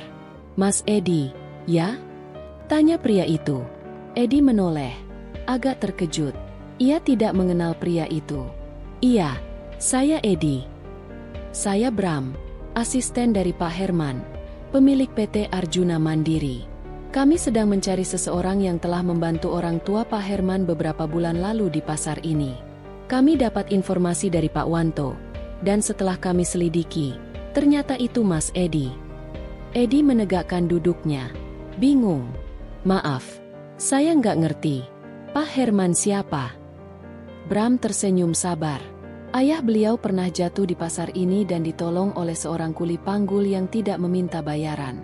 Saat itu, beliau hanya bilang, namanya Edi, tinggal di pojokan pasar, kerja tiap pagi, nggak pernah mengeluh. Ayah beliau menceritakan itu terus selama dirawat. Edi mengerutkan kening, mencoba mengingat. Lalu samar-samar ia teringat. Seorang kakek tua yang terjatuh di dekat bakul-bakul cabai, terinjak oleh kerumunan tanpa sengaja. Edi yang membantu membopong dan membersihkan lukanya. Waktu itu, ia memang tak sempat tanya siapa namanya. Ia hanya membantu, seperti biasa. Kalau memang itu saya, ya saya cuma nolong, Mas. Nggak ngarep apa-apa. Bram menatapnya lekat. Pak Herman ingin bertemu langsung. Bisa ikut saya sebentar? Edi menoleh ke arah gerobaknya, lalu mengangguk pelan. Dalam hati masih bergolak. Apa ini semua nyata? Di dalam mobil, ia duduk kikuk. Lalu lalang orang di pasar terlihat dari balik kaca. Mobil itu melaju menuju sebuah gedung tinggi di pusat kota. Sesampainya di sana, seorang pria paruh baya dengan jas abu-abu elegan menunggu di lobi. "Pak Edi?" sapa pria itu sambil menjabat tangannya erat. "Saya Herman. Ayah saya bercerita banyak tentang Bapak." Edi hanya bisa mengangguk. Bapak tidak tahu betapa besar arti bantuan kecil itu bagi ayah saya. Sejak kejadian itu, beliau percaya bahwa masih ada orang baik di dunia ini. Sayangnya beliau wafat sebulan lalu. Tapi sebelum meninggal, beliau meminta saya untuk mencari Bapak. Ia ingin sekali membalas budi Bapak. Herman lalu mengeluarkan sebuah map dari dalam tas kerjanya. Ini akta kepemilikan rumah di daerah Cempaka. Sederhana, tapi nyaman. Kami ingin Bapak dan keluarga bisa tinggal di sana. Edi terpaku. "Dan, mulai minggu depan, jika Bapak bersedia, kami ingin Bapak bekerja di bagian logistik perusahaan kami. Posisi staf gudang, gaji layak, asuransi, dan waktu kerja manusiawi." Untuk pertama kalinya, mata Edi berkaca-kaca. Ia bukan orang yang mudah menangis. Tapi hari itu, hatinya tak sanggup lagi menahan. "Apa saya pantas, Pak?" Suaranya lirih. Pak Herman tersenyum lebar. "Tak ada yang lebih pantas." Udara pagi pasar tradisional itu dipenuhi semangat seperti biasanya. Pedagang mulai menata dagangan, pembeli mulai berdatangan, dan di antara keramaian itu, Edi masih seperti biasa, mendorong gerobak dan membantu siapa saja yang membutuhkan. Tapi ada sesuatu yang berbeda hari itu. Tatapan mata para pedagang yang biasanya akrab dan santai, kini menyimpan haru. Beberapa bahkan sengaja menghampiri Edi hanya untuk menyalami dan mengucapkan terima kasih atas kebaikan-kebaikannya selama ini. Pak Wanto, sopir mobil bak yang selama ini menjadi teman kerja sekaligus saksi diam perjuangan Edi, datang membawa kabar mengejutkan. Seorang pengusaha besar yang tak sengaja dibantu Edi beberapa bulan lalu, ternyata begitu tersentuh dan ingin mengubah nasib Edi selamanya. Di Jakarta, orang itu sudah menyiapkan usaha logistik sendiri. "Dia ingin kamu jadi kepala operasionalnya," ucap Pak Wanto, menahan emosi. Katanya, "Orang sejujur dan sebaik kamu harus diberi tempat yang lebih layak." Edi terdiam cukup lama. Bukan karena tidak percaya, tapi karena semua itu seperti mimpi yang datang terlalu cepat. Ia menatap gerobaknya yang mulai tua, jalan pasar yang selama ini menjadi saksi bisu jerih payahnya, dan wajah-wajah yang selama ini ia bantu tanpa harap balas jasa. Ia merasa berat, tapi juga tahu bahwa inilah waktu untuk naik kelas. Dini, istrinya, menyambut kabar itu dengan air mata yang tak bisa ia tahan. Lili, anak perempuan mereka, langsung memeluk ayahnya dengan senyum penuh harapan. "Pak, kita bisa pindah rumah? Aku bisa sekolah lebih tinggi lagi, ya?" tanya Lili polos. Edi mengangguk, memeluk keduanya erat. "Kita akan jalani semua ini bersama. Kita tetap jadi orang baik. Sekarang lebih banyak orang yang bisa kita bantu."